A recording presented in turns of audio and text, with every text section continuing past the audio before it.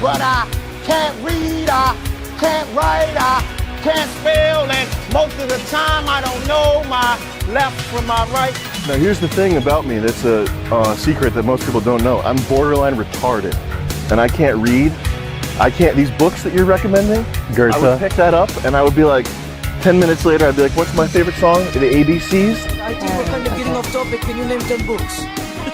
Keep going back to me. Can you? Don't change. No. 10 books. You're changing the subject, actually. 10 books. You're changing the subject, okay, actually. 3 books. Okay. Well, the Game of Thrones series, not a book. Twilight series. It is a book. Dress your age. Carrying a school bag on stage. What are you doing with a school bag on stage? You can't even read.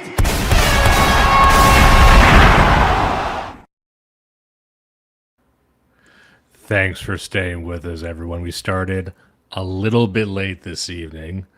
Prude, speak to this. Oh, of course. We were just having a lovely lecture on the concept of African time, and then, all of a sudden, we lost track of time, which was really fitting. No, so I had a lovely little boomer moment. We were talking about the semantics of historical time cubes and spinal catastrophism. We have to keep all of our memes going at the same time. I had a little boomer moment, and I had one of the little like rubber tips on your earbuds get stuck in my ear as I was readjusting, and it was not coming out. I had to go grab a pair of tweezers and go to my fiance and have her pull it out. Because I was like, oh wow, this is one of those like weird firsts where you've been doing this shit for years, and then all of a sudden you realize, oh, that's never happened before, and here we are. I think you can tell a lot about a man's character by how he chooses to remedy that situation. What tool do you go for? Do you do the tweezers, or do you grab a vacuum cleaner to suck it out? Or do you try and like tie a string around it? Like, how Wile E. Coyote does a man get? And I think we went Wile E. Coyote for like 12 minutes before I was like, okay, I have someone who can actually help me pull this out. This guy decided to go and ask a lady for help, if you can believe that. What is the point in having a broad if you can't put her to work? Women, they don't know it's how to... job for a reason, lady. Women might get spooked if you ask them to do ear stuff. You know what I mean? It's any facial Come on, orifice. I'm not Randy Pitchford. Like, we're not going that far. Women don't want to know about the ears. They don't want to know about the nose. They barely want to know about the eyes. You know what I mean? That's why women never look you in the eye, if you really think about it. They're horrified. They can't gaze. You know what I mean? Like, they're always they say the off. eye is the window to a man's soul, and inside it doesn't matter who you are, inside the eyes of every man is a little howling mutant just begging to come out. And the ears are the window to the man's stomach. And women don't want to know what's going on in there, let me tell you. I don't mind telling you. Which is funny, because every heart surgeon will tell you that a way to a man's heart is through his groin, and women have already known that for millennia, but here we are. I love medical professionals, and they just have never gotten it right. They've been doing it for millennia. And then you go back, and it's always just, everything's wrong. They've never been right. How many times, what do they write about? Surgery's like accidentally right, I feel. If you're getting in people's guts and just moving things around, you're just going to reset. All surgery is a factory reset. I feel like this is where the God complex comes from. Like, there's a slight inferiority God complex, because it's like, that's the only profession where you can actually say, I can rearrange your guts and not get in trouble. And be surrounded by, terrified women in the operating room. And not worry about taking prep afterwards. That's what they prefer. They prefer taking prep. That's where they get the prep. They harvest it. Like, you harvest adrenochrome, where, DMT, it's secreted by the pineal gland. You get prep from the pancreas. That's why they're always going in there. They don't tell you that every surgeon's gay and has AIDS when you're watching House. They can't fit that in there, but, too real. It's funny, because in the United States, one of the highest rates of people taking their own lives per profession is dentists. But at the same time, almost every dentist I know belongs to some kind of Mormon cartel, and I haven't been able to square that circle. And I'm beginning to think to myself, I think that they've got the profession wrong, and maybe it's the faith. I could, I'm just spitballing here. That's Just fucking spitballing weird. ideas. Dentists are predominantly Mormons, I guess, out where you are, but maybe everywhere. Have you checked? And No? a lot of this is based off firsthand experience. So like a lot of people, it's like growing up with like army dentists and things like that, living on post. Almost every army dentist and dental assistant I knew was Mormon or was married to a Mormon. And then when I was in college and when I got out of college and I was working, one of the people I worked with to get a sponsorship from was working at a dental office, and she was like, "Oh yeah, it's a Mormon cartel," and so it's just sort of my, I guess, my own limited concept of the dental industry, where I've just always ran into like ethno-religious cartels running things. You remember, I don't know if you ever saw this show, but people have seen clips of it. They had that show about a young doctor who has autism. The Good And- Doctor. Yeah, and it features prominently in every scene, it seems like. So what if they did a show like that, but the doctor was just gay and had AIDS? And it was just always brought up. The Good Proctologist. The good a proctologist. One of the reasons why I like this show is that I get to be Geo on this show. I get to be the unhinged retard. For once. Just there's a guy like pitching that show on Netflix. He's like, he's a proctologist and he's gay and he has AIDS. And then they're just, what's the show? That's not a show. That's not a show. What is it? Like, what's the story? What's the drama? Ismay would like a word with you, sir. It does. But he's like, that's all I got. Like, how are you not excited by this? I want tree surgeon here. He says the entire medical profession is literally the leg bones connected to the. That sounds like a Far Side comic, you know. I would actually, that'd be a perfect Far Side comic where it's like a guy doing, like, he's got the operation going, and the last thing the guy sees before he like goes out under the ether is like the leg bones connected. Yeah, just the last thing you hear as you're drifting off and you're falling into the ether, all you hear is him humming.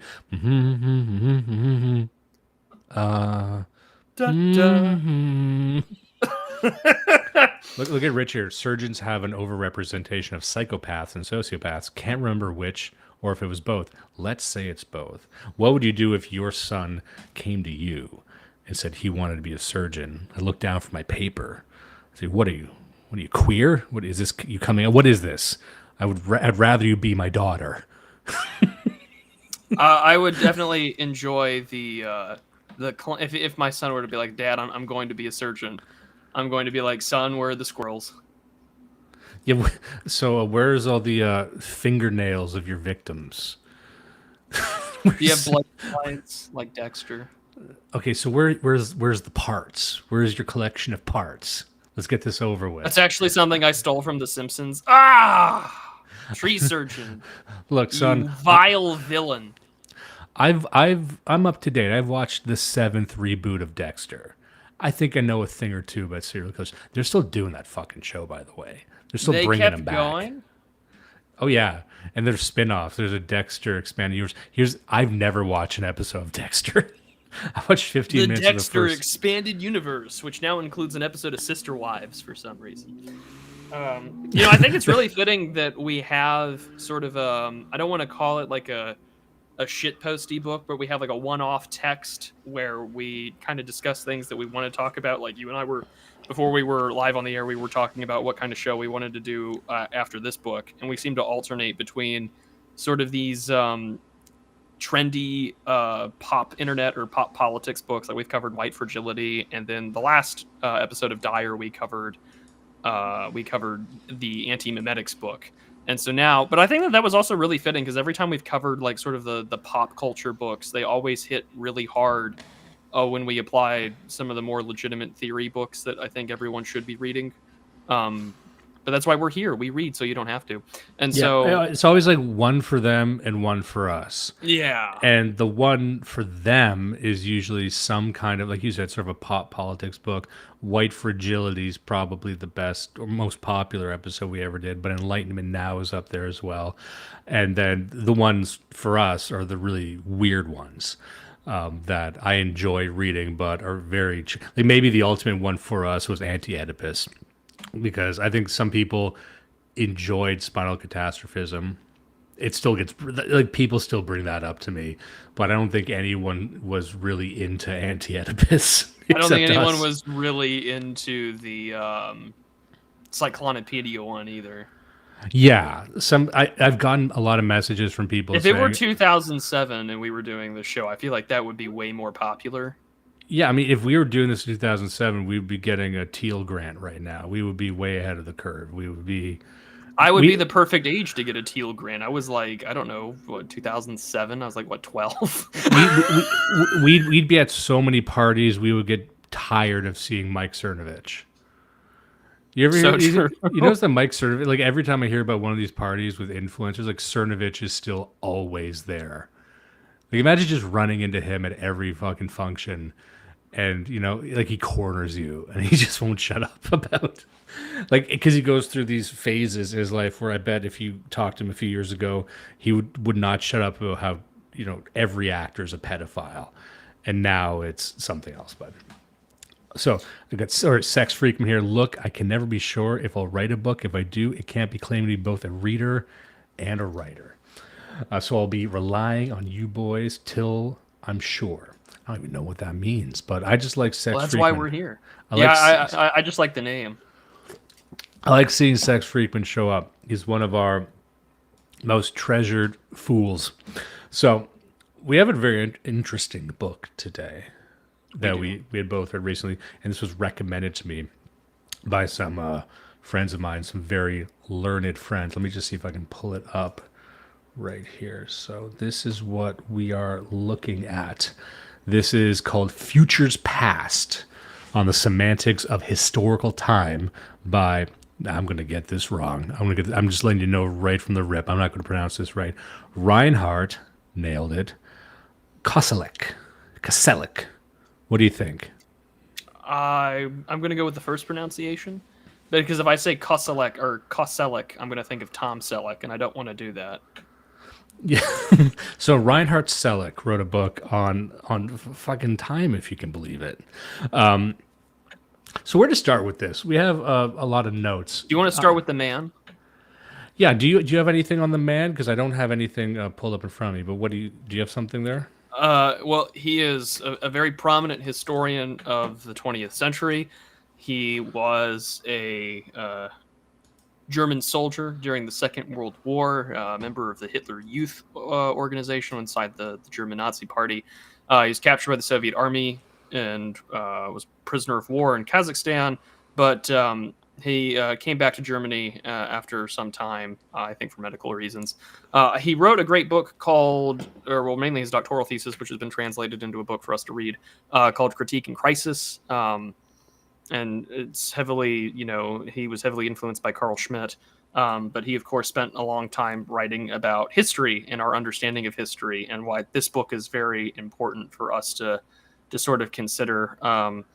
And of course, we have a lot of his, writings are about sort of crises or sort of this idea of the future, which we're going to talk about a lot in this book here, but also the idea of how eschatology or utopianism affects the way that we perceive history and maintain order. And he's considered quite important in the sort of school of German conservative thinkers. The first person on Twitter I can recall telling me to read this book and then maybe read his essays in the most smarmy way possible was Nigel Carlsbad, who's no longer on Twitter. But I know that he had cited him a lot, along with doing some translating work on von Haller. But so I'm glad that we're finally going to cover this. Yeah, he's been recommended to me before, and that Crisis book was one I wanted to get to as well. But if we do that, we'll cast that off down the line because we have a lot of other things to get to before that. But that's what fascinated me so much about this book, because I hadn't encountered something like this before. Let me just pull up the book again. Sorry, here we go. Yeah, so to put it simply, let's summarize it at the start. We'll summarize it and then we'll kind of get into what we like about it just off the top. It's about history itself. It's about history, but not any particular history.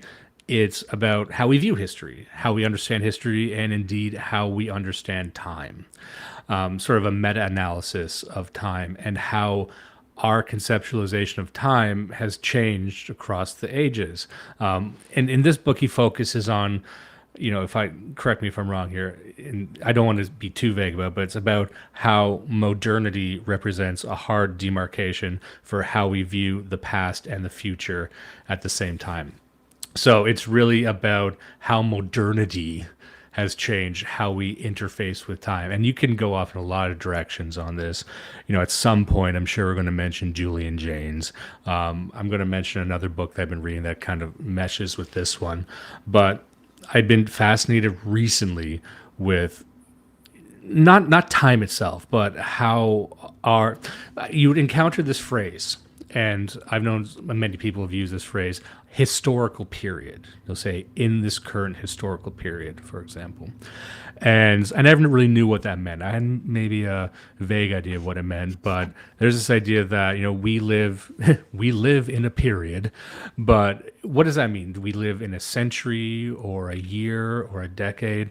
I was speaking about this with Thomas 777, who's a friend. I'm sure he's a friend of yours as well. In our very first interview I did with him, this would have been years ago, this came up. And just offhand, we mentioned historical periods because I'd heard, and I'm just providing some context for how I approach this idea. I'd heard some people say that even though, sitting where we are right now in 2025, we have never left the 20th century. That was the assertion. And what does that really mean? That sounds kind of crazy. Thomas had the opposing idea where he said, the 20th century was actually the short century. It wasn't just that 100 years. It was like 25 or 30 years within that century. So there is some debate about where the boundaries of these historical periods are. But there's this idea that we measure time by human actions or by these grand movements that don't fit neatly within the centuries or within the decades. They cross over centuries, and I'm sure this will inspire some conversation or debate about how different historical periods fit together. But that's how I encountered it, and it was an interesting idea because I think, if you grew up if you're like a millennial or a Gen X even, you probably experienced this, I think, artificial phenomenon where you think that in the 20th century, every decade was almost its own branded commoditized item. Like the 60s had a feel, and the 70s had a feel, and the 80s had a feel, right? And so I think that got people used to the idea that, every decade it should be a new style or a new vibe. But how frequently did that happen across time? Were the 1870s much different than the 1840s, right? Or, the 1630s and the 1650s? No, it was just a mid to late 20th century thing. But that really affected how we view time. I think people expected time and style and things to be more neatly ordered by decades. And then reading this book, I think it kind of jailbreaks you from this. It makes you step back from time itself and realize what we really start tracking with movements and stuff, it almost sits on top of time. It's another dimension to time. And that's why the subtitle of this book is The Semantics of Historical Time. So we start with historical time and then we look into how it actually functions. So what do you think about that? Is that a fair summary, or do you have anything to add to that? The other thing I would add is that Koselleck really emphasizes the transformation, like you said, that it is the demarcation period, but specifically come the early modern era of history. And even when we use those terms to demarcate things, we're speaking from a very specific anthropological lens. And Koselleck kind of concludes the book by arguing that when we look at history, we need to be examining it through an anthropological lens. We need to understand that when we mark history or we say that we make history, we're implicating ourselves in semantic shifts that are really only going to be coming from a specific culture or from a specific group of people, and that universality is not present. And so when looking at that, we have to really conceptualize, as he claims and coins in this phrase, right, conceptual history, that these things are part of sort of the worldview of Weltanschauung of a people or a group or a period of time. And as our technology has changed, especially after the Industrial Revolution, the ability to control things with, say, the concern of the eschaton, whether it be with like the Roman Church, as he spends a great chunk of time at the very beginning of the book, but also the importance of understanding that our ability to think about the future is also severely limited by our own conceptual framework for how history works, and that we need to be aware of that when trying to even talk about history to begin with. So this book, in a lot of ways, is, you could say it's meta, but I think that this is one of the more important texts I've read in 2025. Yeah, and I've read other authors who have swam in these waters as well, talking about how we view the future and how we in the 20th or 21st century view the future. How could you contrast that against how ancient peoples would have viewed the future, even not stepping into the world of cyclical time or prehistory, really? And was the future something that was drawing you towards it, or something or something apocalyptic? And I remember when we were talking about Charles Cochrane, and there's these other great Christian theologians, about how the concept of the end times has evolved along with us too. Like, how imminent was the future, and was the future imminent because we were expecting the end of days, and was it going to happen in the next 25 years? And that was very significant to the mindset of baby boomers. And there's this great book that I've talked about on my show before called Decadence by Jim Haugen. It's very, very hard to find. I got sent a copy by a listener, and he was a reporter, and we talked about it on this show before too, but so I won't get too deep into it. But as an aside, he was talking about how it was a millenarian idea, which is not just of the 20th century, but it was this idea that the dawning of the millennium, it's going to be, if not the end of the world, then a phase shift, the age of Aquarius, things like that. And so the experience by many baby boomers and even subsequent generations was, the onus is on us to deliver the future. We're taking an active role in achieving the promised land of tomorrow. So the future wasn't just some unknown country. It wasn't just a thing that really has no bearing on your life. The future almost became the only thing. It's a thing that you are pursuing, and that wouldn't be an experience shared by your ancestors. So how did that happen? And it came by degrees. And I don't think that's an experience shared by most of the world. Not to get into the racial politics of it, but I don't, there's a serious fixation on that in the West, but I don't think that same fixation is in India or maybe even China, or certainly not Africa. But I think that's what he doesn't really get into this. He doesn't really, I don't think, take a racial or ethnic look at how this works. And there actually is an argument to be made for that, and I'll get to that a bit later. But I think the subtext here is that this is truly like a Western phenomena as well. Absolutely. And when you look at the Western phenomenology of, say, how we look at the future, I mean, you don't have to be Christian, but you can see the Christian influence of an eschaton, or even the claims from secular progressives that there will be a sort of judgment day, right? I mean, for the future of the world, right? Like in what you could call late antiquity, or the pre-Renaissance era, or what some people would call like the Dark Ages, right? You have, as what Koselleck mentions in part 1, sort of in the opening parts of the book, for the Roman Church, this unknown eschaton must be understood as one of the Church's integrating factors, enabling its self-constitution as the world and institution. The Church itself is eschatological, which, if you're a Christian, yeah, that's definitely true. The body of Christ exists in sort of this eschatological framework.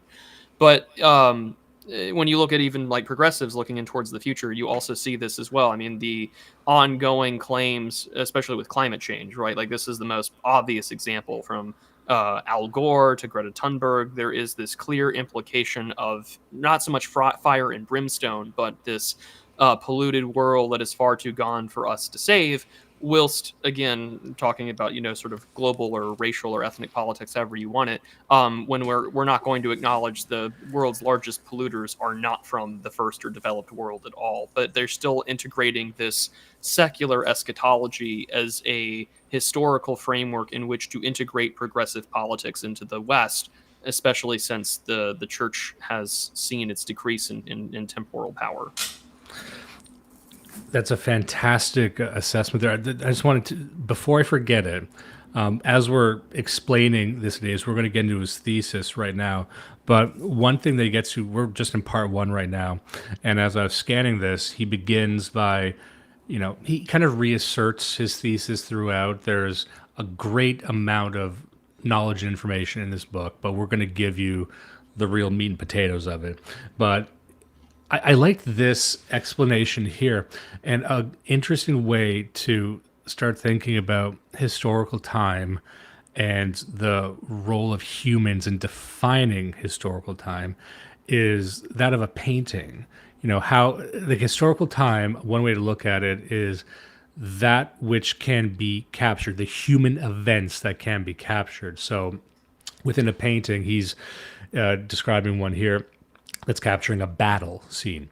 And you can tell with that just what one snapshot, you can capture everything there is to know about, not only about that battle, but the context of the battle, what you might call the vibe of the battle, the historical significance of that battle. You can meditate on that painting, and there's more captured within that one image. And not only, and this is one of the reasons that art is such an interesting zone of interest, because the whole purpose of art, in my view, is to capture that which mechanical means cannot capture. It's trying to capture meaning through a unique human lens, which is why you can get into Impressionism and Cubism and all these styles.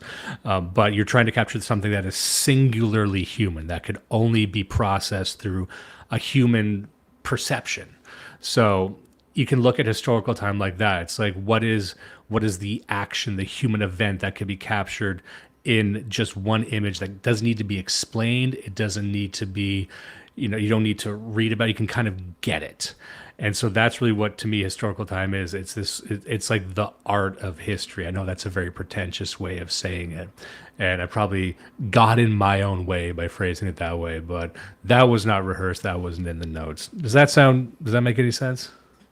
Yeah. And I think the other thing too, when it comes to borrowing off like this painting. So I mean the painting that we're talking about in question at the beginning of all this is what's it specifically called? The paintings is Albrecht Alfdorfer's Alexanderschlacht.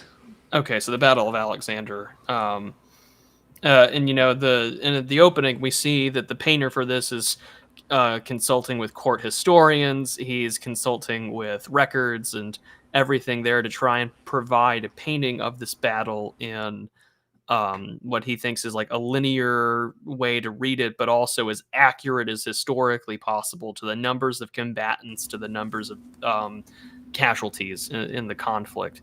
And he uses this as a way to open up and understand, like, this is a pre-modern understanding of our own historical concepts, because this is meant to be presented more so objective, but also at the same time, as Koselleck points out, like, really this is ideological. But we're trying to be accurate. But in your own accuracy, you're also trying to portray something that is going to be serving as an image or an icon for this particular event, and to do so. And I mean, to crib from McLuhan and Understanding Media, a painting or any kind of photograph or image is sort of a distant early warning system for a culture of what is to come and what is happening to them, whether that's changes in that culture or an illustration that this is now a society that is moving towards victory or ascendancy into power. Absolutely. And just to give I'm going to get into the thesis here just so people can understand. I'm going to read some sections here.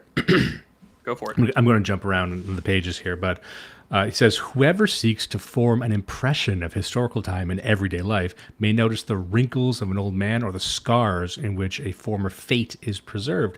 The conjunction of ruins and rebuilt sites can be recalled, noting the obvious shift in style that lend architectural outlines their deeper temporal dimension. Or one might contemplate the coexistence, correctedness, and hierarchy of variously modernized forms of transport through which, from sleigh to airplane, entire eras meet. Above all, an individual can think of the successive generations in family or in working life, where different spaces of experience overlap and perspectives of the future intersect, inclusive of all the conflicts which they are invested.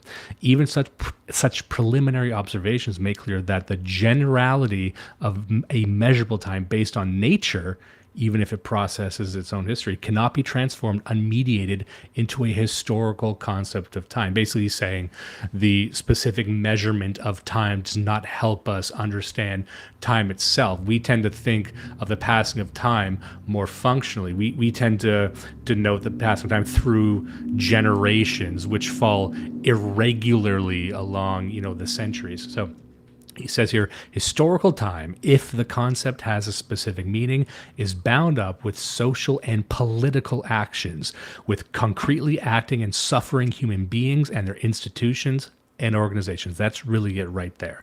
But interpretation of the relationships arising from these factors immediately transcends temporal determinations derived from natural, physical, or astronomical phenomena.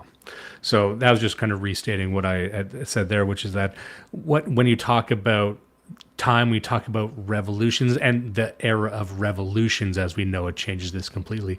But we've always had a very human-oriented understanding of time itself. And I think that's the only way we can understand time. We struggle to even visualize or conceptualize time outside of the human context, and that's really what he's focusing on here. And sometimes, especially if you're into science fiction, you'll imagine time as some kind of ethereal slipstream, or maybe you imagined it as some kind of abstracted fourth dimension, but we're wiping all that to the side.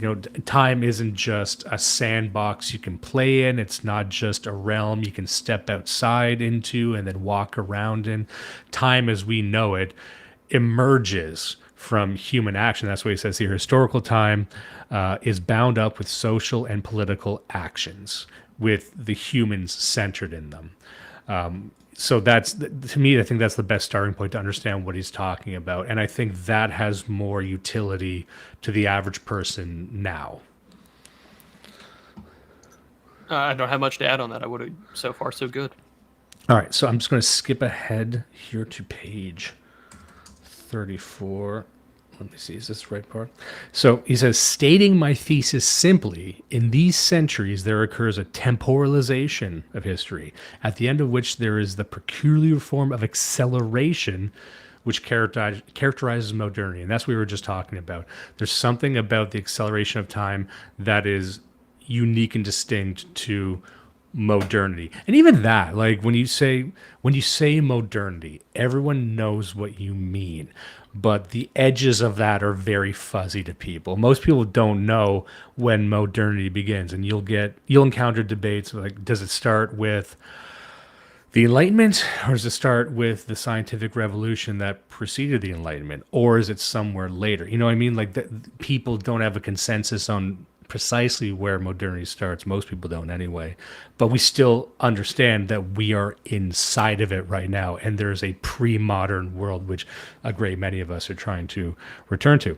So he continues on here, we are thus concerned with the specificity of the so-called Frühneuzzeit, the period in which modernity is formed. And Neuzeit, I believe, just means new time.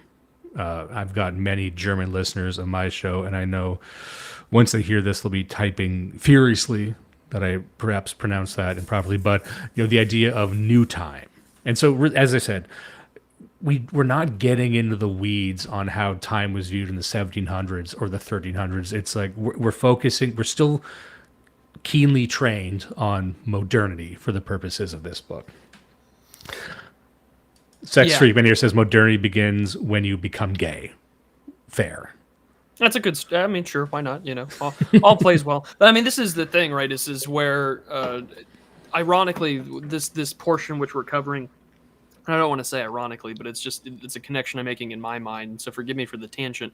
But when we're all looking for these demarcation points in history, and these are all, of course, based on how we, this book is really going to hammer into you, is how we conceptualize history and the necessity to look at it perhaps through a more anthropological lens. But I'm reminded specifically of Empire is a Way of Life by this new left scholar called William Appleman Williams, who was sort of, he was a very large critic of people like George Kennan. He was part of the sort of Michigan School of International Relations and sort of these new left historical analyses. But he sees the demarcation point for American history as with the closing of the frontier. He sees this as a demarcation point for American influence outside of the continental 48. And he looks at that as like, well, we see that once the frontier closes, like there's only one place to go for this need to Americanize and to expand, which is, of course, towards the Pacific and towards other parts of the world. And he uses this sort of as sort of a soft critique of sort of like this is not as feasible as we think there are people in Washington think that it is. And at that point in time, he sort of demarcates that, like, as the frontier closes, like we're still looking with hungry, ravenous eyes for more resources and more power. And with this point that we're talking on here, we're also looking for those demarcation points where when do we start perceiving ourselves different? How do we perceive time differently? And I think for Koselleck, I think you get a really good answer, which comes with specifically the French Revolution. And he says it literally on the next page, page 35 for us. He says, let us stop for a moment and look forward over the 300 years whose structural change and temporality is the subject of this essay. On May 10th, 1793, Robespierre, in his famous speech on the Revolutionary Constitution, proclaimed, the time has come to call upon each to realize his own destiny. The progress of human reason laid the basis for this great revolution, and you shall now assume the particular duty of hastening its pace. Sorry, what page is that again, sir? 35. Oh, hey, we're on that page. Good. Yeah. Just towards the end here. He says, Robespierre's providential phraseology cannot hide the fact that compared with our point of departure, there has been an inversion in the horizon of expectation. For Luther, the compression of time is a visible sign that according to God's will, the final judgment is imminent and that the world is about to end. For Robespierre, the acceleration of time is a human task, presaging an epoch of freedom and happiness, the golden future. Both positions, insofar as the French Revolution descended from the Reformation, mark the beginning of the end of our period. Let us try to relate them in terms of the future. And I think that's a really good point here to look at. Yeah. I think you did a very good job there focusing on, like, what does the end of an era feel like, or what's a good example, like the closing of the West? Because people will say that, like, this is the end of an era. But what does that mean? And a lot, given my mind jumps to, stupidly, of course, mob movies. Like the end of the era of the mob, and that was a short lifespan in America, but it was such a pungent history. It was such a it ends with history. The Sopranos' controversial finale. No, it actually does. Like it is that's like the mob in decline, analyzing itself. Like the Sopranos Sopranos literally opens with Tony Soprano musing that he's getting in at the end. He expanded his father's empire beyond what his father could ever imagine, but he will never have what his father had. And it's this is probably digital archipelago type stuff we're talking about right now, but it's the story of America. It's the feeling everyone has that we're in a decline. And the Steven Pinkers of the world and the other secular humanists would say, well, that's dumb. You're a dumb idiot, and you're also crazy for thinking that, because everything's better than it's ever been. The end of history is here, and it's great. And what are you even complaining about? That falls upon deaf ears. The reason why Tony Soprano as a character is so relatable is because he represents this sort of fatigue. And I think like that's... people kind of feel when an era is ending. And I think that's an interesting thought experiment you could get to in the chat. Like, what would the end of this era be? Like, what is this era? How would we define this? Maybe some would define it in political terms. Let's keep this constrained to America. Like the end of the era would be hypothetically, I guess, the fall of or the decline of the American Empire. What is the likelihood of that happening? People are predicting a civil war, but short of that happening, would the end of the era be? And I think this is more realistic. The end of the post-war consensus. I think there's a sense on the right that the post-war consensus, and I don't want to get into, World War II stuff here because we got a pretty diverse audience that watches this show, but certain narratives that have been dominant in America in the wake of World War II that have guided, whether cynically or not, foreign affairs, that's going away. People are questioning the post-war consensus. And maybe once that ends, that is the end of the era. Maybe that's the end of the 20th century. That's one way to look at it. And you're more of a geopolitical guy than I am. So what do you think about that?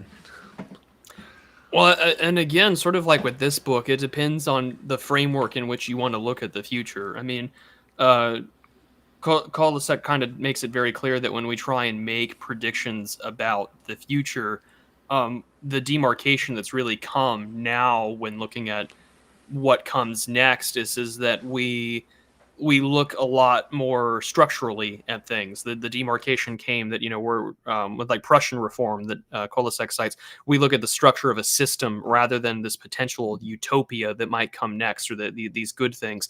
I would note that we've kind of reverted back to that in a lot of ways where I think in a lot of ways it's maybe due to just our online dick waving. I know it's a terrible term to use, but in a lot of ways we're online because there's this sort of escapism and it's the one platform in which we can still engage in things because the era of mass politics, with the exception of maybe what we've seen with the AfD or with Trump or with the Brexit movement, a decade ago, is kind of gone. Although there's still obviously vestiges of that, but it doesn't have the same kind of effect that it once did maybe a century ago.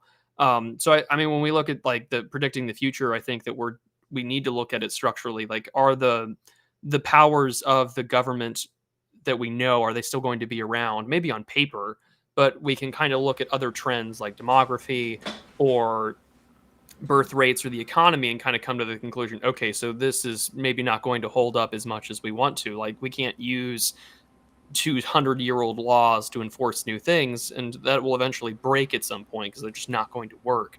We'll see. Clearly, we're still using a clause that applies to freed black slaves from the Civil War to give gays marriage. So who knows, right? Making predictions like that becomes really difficult because you can look at people like George Friedman, for example, strategic forecasting. He wrote a book in 2009 called The Next 100 Years. And I think if you were to look at it, most of it's hot garbage.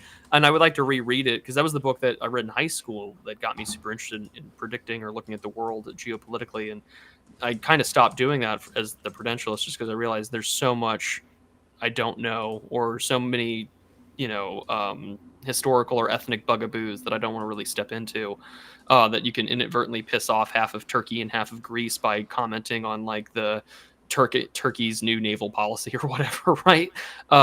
So I think but to bring it back to this book, I think one of the things too is that you have to look at things structurally. However, when it comes to like geopol, there are different theories. Like, are you like a Wallerstein systems analyst? Are you a neo-realist? Are you a constructivist? So that's like, well, anarchy is what you make of it. So how do you define those terms? And it's something that I think is those kind of semantic remarks in geopolitics are also going to be very much at work on how we perceive history, because what do? Well, we live in an era even worse than that of the printed, word being on a printing press, is that we can get information instantaneously at any point in time. And we engage in this McLuhan-esque auto-amputation when we say things like nothing ever happens, or don't worry, it's priced in, or, things are going to get worse before they get better. Like, these become these thought-terminating, I don't want to say copes or cliches. I mean, they kind of are. because it's very difficult for us to process that information in order to have a new model for how things might go or where they will go based on what I know and what history tells me. And if you say, well, history tells me nothing ever happens, then like you have a very warped view of history. But at the same time, our worldviews shift based on our own semantic nature. Like a really good example of this, and I kind of want to just rip this Band-Aid open. Unless you know exactly, like unless you've read his essays, the semantic framework of Whig history that comes from, say, Curtis Yarvin, right? Like that can mean fucking anything if you don't like. You can take that term and run with it. But if you've read his work, then like you know that he's referring to a particular type of political movement out of England that also had a brief stint in America that would play a role in shaping our politics. And thus we have this sort of temporalized, linear understanding of the future. But if you don't know, like that sort of becomes something that's just in the public noosphere politically. And it becomes this sort of catch-all phrase for the demarcation of like our own version of history. But then if you read things like what the Puritans actually believed in or what they did, like what our friends over the Old Glory Club are doing on the show American Spirits, then like you kind of understand instantly like, oh, well, these guys were way more based than what Yarvin is proposing. So maybe we should read primary sources over a guy's blog. And these sort of dispositions or these methodologies that we take for granted really limit our ability to understand history or maybe make accurate predictions. Yeah, I think that's a good shout out to American Spirits. We love our Ryan Turnipseed. If despite everything you just said, I do want to make a prediction. I think if I had to imagine and speculate wildly on what the end of this current era could involve, I think it could be two things, and these will sound like big swings, but the first would be the death of ideology, or the death of, because to me, ideology is a modern thing. It is a 20th century sort of thing that I think cannot fit cleanly within the demands of the 21st century. And this might be the most extreme of all.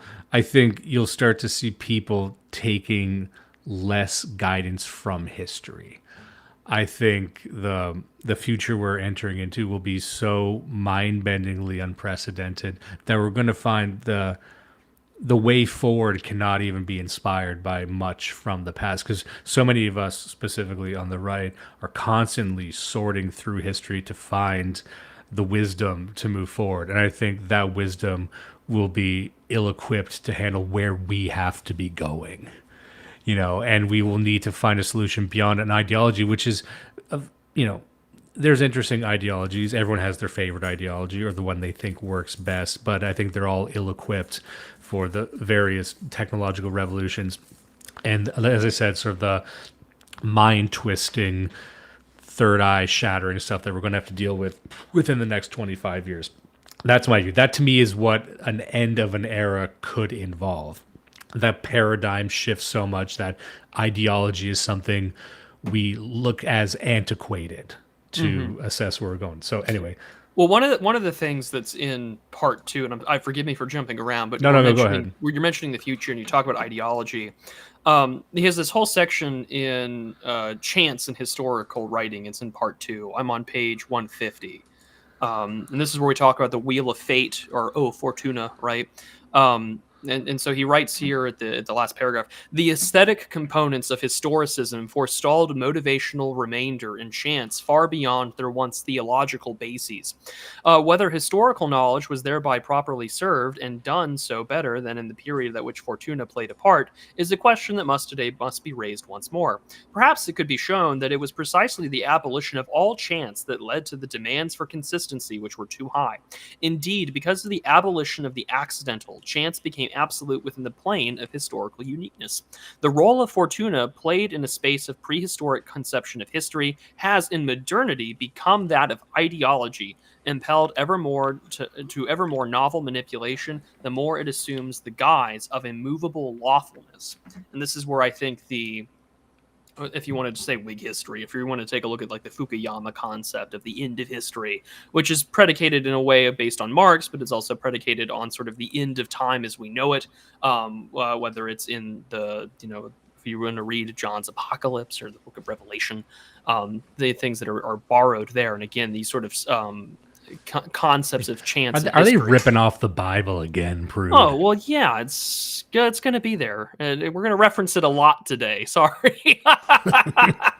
Hate to be that guy. I hate to sound, well, I'm not going to do the whole church lady bit from SNL, but nevertheless, for here, though, I think that this is the important part is what kind of role does ideology have going forward? Because I think that, when we look at, say, the impact that technologies of previous generations, like, the written word now available in mass media and print. Like there are whole books written about that. You have like the Gutenberg Bible from McLuhan. You have Luhmann's work on media, who's someone I've just begun to read based on some recommendations from friends. But like all of a sudden, like that's brand new. Like now all of a sudden I have this new capable of information, these historical tomes, these translated classical works right in front of me, and I can now have a better understanding of the world and make predictions. Now ideology sort of plays the role of fate. Like we're on the right side of history. My side inevitably wins. The good guys inevitably win over I fascism. love that term. I was thinking about that a lot. Oh yeah, when I was reading this, I was thinking about Fukuyama. I was thinking about the apocalypse, and I was thinking about the right side of history because try going back to a few hundred years and explaining that phrase to someone. I'm on the right side of history. That would seem like such an alien concept to them. To go back to a book that you and I covered years ago at this point, it's been about 2 years, right? What Went Wrong, the creation and the collapse of the Black Jewish Alliance. I think that's had some of the earliest arguments, which again are also based in either Judaism or Christianity, about the abolition or the maintaining of the institution of slavery. Is this, well, this is biblically ordained, or that it is the right side to be on, because the right side of history is to be on God's side. And you notice this especially in the South, more so than anything. I mean, you see this in their own version of the shout, shout, the battle cry of freedom, down with the eagle, up with the cross. That there was clearly the religious theological basis was still there. And only now in modernity do we assign that to an ideological position rather so much as theological, because most people nowadays are not theologically well versed or don't understand the worldview in which these men occupied in, which makes this really interesting when you see sort of the progressive or mainstream conservative. I mean, again, I say progressive, I repeat myself. Sort of Christians argue with more conservative ones on Twitter. Like there was a guy who wrote that essay about traveling across America to gas stations to meet a girl or to find someone, because he took some guy's challenge on Twitter and wrote an essay about it. And he was arguing with someone, and he says, well, if this is your definition of what it means to be saved, is there any Christian from the past, like pre-1965, that is saved in your worldview?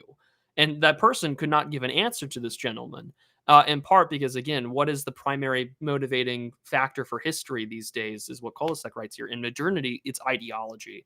I think we're beginning to see that blur, like your prediction, Dimes, because I think in a lot of ways, our ability to conceive a coherent worldview doesn't really exist when the world is so fundamentally incoherent and schizophrenic, as we've talked about in other books. Because, I mean, at the end of the day, history is being, I mean, we're battling right now an ideology. Yes, rewriting history, like the BBC, right? They're doing all these things to rewrite, like the defending against the Battle of Hastings and the conquest of William the Conqueror. And like all of a sudden there's a black guy fighting and for the Anglo-Saxons. You're like, well, what the fuck is this? But I mean, these things are done purposefully so because they indoctrinate and they allow us to look at that. I mean, this is the reason why when the woke is more correct than the mainstream, when they say, well, this movie wasn't made for you. And I'm like, I know this movie wasn't made for me. This was made for the generation that comes after me and their children, because this is going to predicate their understanding of the worldview, which is why when we live in a post-literate emoji, pictographic society of memes or shorts or videos, which is basically just recorded conversations, not so much actual texts, that now history just becomes, this is the right thing because this is what the culture has been telling me. We've returned to this sort of Volkish understanding, but it's very superficial because it's still predicated on this sort of like consumerist American mindset of like, well, this is what it means. For people like, sorry, I'll wrap up my point here, but like for people like Frederick Jackson Turner, the frontier was the great Americanizer, because like you either fucking made it or you died or you went back to Europe. Nowadays, like, oh, you can still maintain whatever you want, but keep in mind, America is movies about flaming hot Cheetos and Air Jordans and the guy who founded McDonald's underneath the McDonald's brothers, played by Michael Keaton. You know, like that's sort of what it's become, and it's this reifying reiteration of what ideology is supposed to mean, which is to be a good consumer and to hold on to what makes you feel good. And historically, that is what it's always been about. Like since it's not the last accurate, but century. we don't care, and Yeah. we've never really cared. No one seems to really. They understand it's maybe some would call it propagandistic, but we know it is, heightened in some way, and we also prefer that. You had made an interesting comment there that I just want to talk about before we forget. The idea that we're talking about being on the right side of history. There's this idea he gets to in the book about the spatialization of time. And you had mentioned that, being on the right side of history is God's judgment. I think a lot of ways, people, I'm using his name because we covered his book before, but Steven Pinker, a lot of the secular humanists probably don't imagine God, but what they do imagine is something like God to them, which is their perfected selves in the future. Like the phrase being on the right side of history, you can say that because you believe you are being sat in judgment. So the future is judging you here in the present, sort of like Rocco's basilisk in a sense. So we've mentioned that so many times on the show, but just to summarize it, it's the belief, sort of like I have no mouth and I must scream. It's the idea that there inevitably will be a super powerful AI in the future, and it will only reward those who helped usher it into existence. And so you should do everything you can to usher it into existence because it is inevitable, and you don't want to end up in some, eternal torture cell where it will inevitably put you. And it's seen more as a thought experiment, but I do think you only get to say phrases like this if there is a spatialization of time where the future is where people live and they can look back upon you the same way we would look back, not only look back upon the past, but as we were just saying there, manipulate it, use it, twist it, and contort it to serve our own interests in the present. The past is just clay that is powerless before us, and we can manipulate it and tell stories and make heroes or villains out of them. And we only do that to serve our current interests, which might be very well horrifying to our ancestors who just understood time as a sequential record of true and accurate things that happened. But we live in a historical period where we don't even expect that anymore. It's just what flavor of propaganda or what severity of manipulation will we tolerate. So everyone, I would say it's cynical, but I think it's bordering on nihilistic in a sense, because we are almost post-meaning. And that would also be the end of the era where we don't even really believe in truth anymore. Like, what is absolute truth? That's for the philosophers. That's not for the average person who it's just the utility of the lie that they believe in, and using the past as paint to access the superior future, which is really what most like. If I had to summarize what liberals think, I think that's the only thing liberals think. It's the perfection of tomorrow and how fast they can get there. Damned be the consequences, I'm reminded. I'm just one other thing. Sort of one example. This is going to be a silly example. I'm feeling silly. I want to see a silly thing now. There's this show some people might be familiar with called Doctor Who, and it's on the BBC, I believe. And for a while, it was run by this guy named Russell T Davies.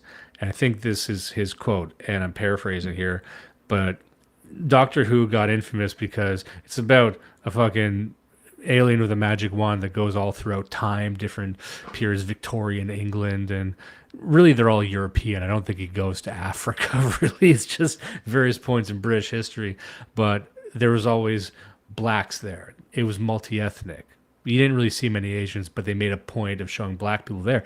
And he was quoted at a conference, and again, I'm paraphrasing here, by saying, they're going to go back in time, and there's going to be black people there, where there wouldn't historically be black people. But we're going to will it into existence. We're going to change history, and by changing history, it will manifest that change in the present. So that is, to me, also a spatialization of time by saying we're going to fucking lie. We're going to change the past, and then that is going to change the present. It's almost like he's using fiction as time travel, and I think he believes it. He truly believes it. Whether or not it's effective is inconsequential. It's just he believes that's necessary to access the future, reworking the past through what records we have. Sorry to cut you off there. No. That's a really good point. Is how that perception of where do we see ourselves in time, and he writes about this. He works off of Caldenius. If we want to go to page 157 on the PDF.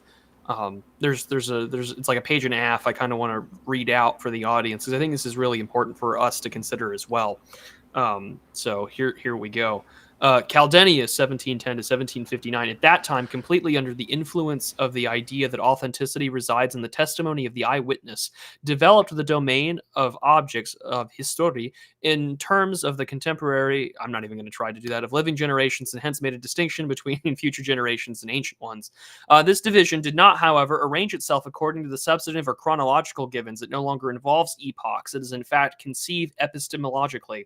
Author, originator, or spectator are more reliable than reporters. Verbal tradition is superior to written. Ancient history thus begins at a point where no eyewitnesses exist, and directly mediating ear witnesses can no longer be questioned. With the demise of generations, then the boundary of ancient history is displaced, and it advances at the same rate that witnesses disappear. It is no longer given a temporal order, for instance, a God-given order of all history that arranges the material of history, but instead a history of the future and a history of the past. Ancient history are determined by desires and plans, as well as the questions which arise in the present. The experiential space of contemporaries is an epistemological kernel of all histories. To this extent, the epistemology of pre-modern history was supplied by Caldenius and established in a fashion that is today still unsurpassed. At the same time, however, Caldenius is thereby rendered the harbinger of modernity. Since that time, the temporal arrangement of history depends on the position one occupies within history. Caldenius assumed that history and conceptions about it usually coincide. The exposition and evaluation of a history required, however, a methodological separation. History is one, but conceptions of it are various and many. A history as such is, in his view, conceivable without contradiction, but any account of such a conception involves a break in perspective. It quite simply is decisive whether a history is judged by an interested or an alien party, by a friend or a foe, scholar or layperson, a courtier or burgher or peasant, or finally insurrectionary or loyal subject. Caldenius deduced two things from this. First, the relativity of all intuitive judgments and of all experience. Two contradictory accounts can exist, both of which have a claim to truth, for there is reason why we see the thing in this way and no other, and this is the viewpoint of the same thing. It follows from the concept of points of view that persons regarding one thing from different points of view must have different conceptions of the same thing. Second, Caldenius deduces from his analysis of eyewitnesses and of political and social attitudes the perspective of later investigation and representation.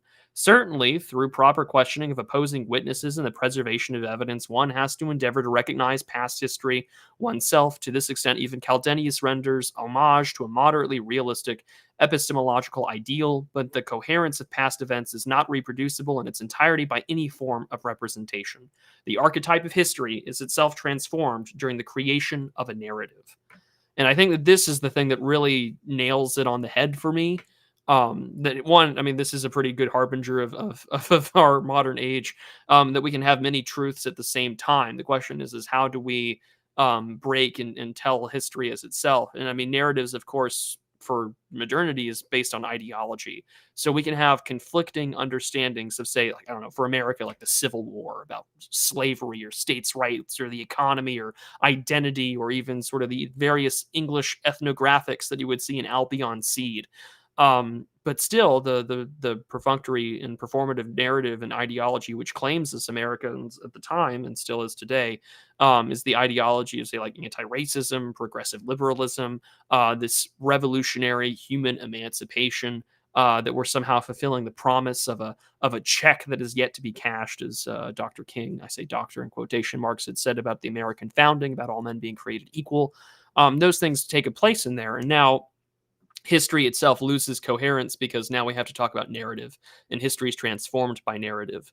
But I think that the key thing also to take away from this point, and I'll end my little rant here, is that we occupy different spaces, and how we perceive the self inside history will determine that person and groups of persons and political narratives and formulas for how we perceive it. And I think that that holds very true to people who claim to be on the right side of history, or even people who had started the National Review, standing athwart the cliff of history, yelling "Stop." No, that's a very good summary, and that actually leads perfectly, a masterful segue into the next part I wanted to talk about. And I had to skip ahead to page 218. He says, and what we're going to do is discuss you were talking about how important the groups are, how essential the group dynamics are to history. And he continues that here. He says, my first historical thesis is that history first appeared to be generally at the dispossession of men. That is conceived as makeable, following the emergence of history as an independent and singular key concept. The step from a plurality of specific histories to a general or singular history is a semantic indicator of a new space of experience and a new horizon of expectation. And just to sidebar to that, it's hard for us to understand how our ancestors or the ancients might have thought, but there was a plurality of histories, the history of your tribe, your community, your family history, but there wasn't this superstructure called history, this giant, information sphere that all histories inhabit, or history as such. So in a way, he's saying that the birth of this idea of history as such is an important threshold to cross into modernity. Sort of the universalism of all history, or imagining history as the intersection of all these histories, and like you were just saying, the subjective histories, but there is a way to aggregate subjective history. So that's what he's saying, or if not he's saying it, that is what people believe now, and that's a belief that no one throughout history would have ever had. He continues here, one may ask the meaning of such a semantic analysis that are presented here in such a schematic and abbreviated fashion. It may be recalled that historical events and their linguistic constitution are folded into each other. The course of historical occurrences, the way they are made possible linguistically and can then be worked over, do not coincide in a simple fashion, such that, for example, an event only enters into its own linguistic registration. Rather, a tension prevails between these two poles that undergoes continual historic change. So we're talking, we're getting so far away from, again, definite linear sequential history. This is sort of like the multitudinous aspect of historical events, which again, to apprehend that idea, you need a modern mind. I'm just going to skip back here to page 216. Let me see here. I'm looking for a name. Where the fuck is this? Okay, so it says, Freiherr von Eichendorff once said in passing, the one makes history, the other writes it down. History seems to be disposable in a dual fashion, for the agent who disposes of the history that he makes, and for the historian who disposes of it by writing it up. Viewed in this way, both seem to have an unlimited freedom of decision. The scope for the disposition of history is determined by men. Before history could be grasped as something that was disposable and constructible, the conceptual field of history itself underwent a far-reaching semantic change, and that's the change I was just describing. Our contemporary concept of history, together with its numerous zones of meaning, which in part are mutually exclusive, was first constituted towards the end of the 18th century. It is an outcome of the lengthy theoretical reflections of the Enlightenment. So that is his assessment of the beginning of modernity, roughly. He doesn't give a specific date, but he's talking about the shift of the paradigm for how we even understand time itself. What do you think about that? Does that sound accurate to you? I would say so, yeah. I mean, how we put ourselves and also what men wish to do with history becomes the preeminent question of all historians. And then later on, I think that it segues further even more when you take a look at perspective and temporality later on in the text, where we now talk about the transition from relying on, say, histories or the relative position of witnesses and contradictions to now looking at retrospection or retrospectives through criticism of texts and critical review of already existing historiographic works, and say things like, I think that we've had too little attention paid in this area of history, that former historians may have looked over because of, say, prejudices or an emphasis on, say, God or whatever. And you see that a lot towards the extension of, say, new hermeneutical ways to read scriptures, or even more so now when we take a look at like the history between say like the United States and Great Britain or any progressive bugaboo issue. To me, I think that's a really important thing to consider in all this, is that we've watched that transition move quite clearly to now we don't even consider the men themselves. We just consider, well, are they like all the others, or is this something I can actually critique with any substance? Absolutely. And let me just build on the thread I was weaving there a second ago. It says here, it was the philosophy of historical process which first detached early modernity from its past and, with a new future, inaugurated our modernity. A consciousness of time and the future begins to develop in the shadows of absolutist politics. First in secret, later openly, sustained by an audacious combination of politics and prophecy. There enters into the philosophy of progress a typical 18th century mixture of rational prediction and salvational expectation.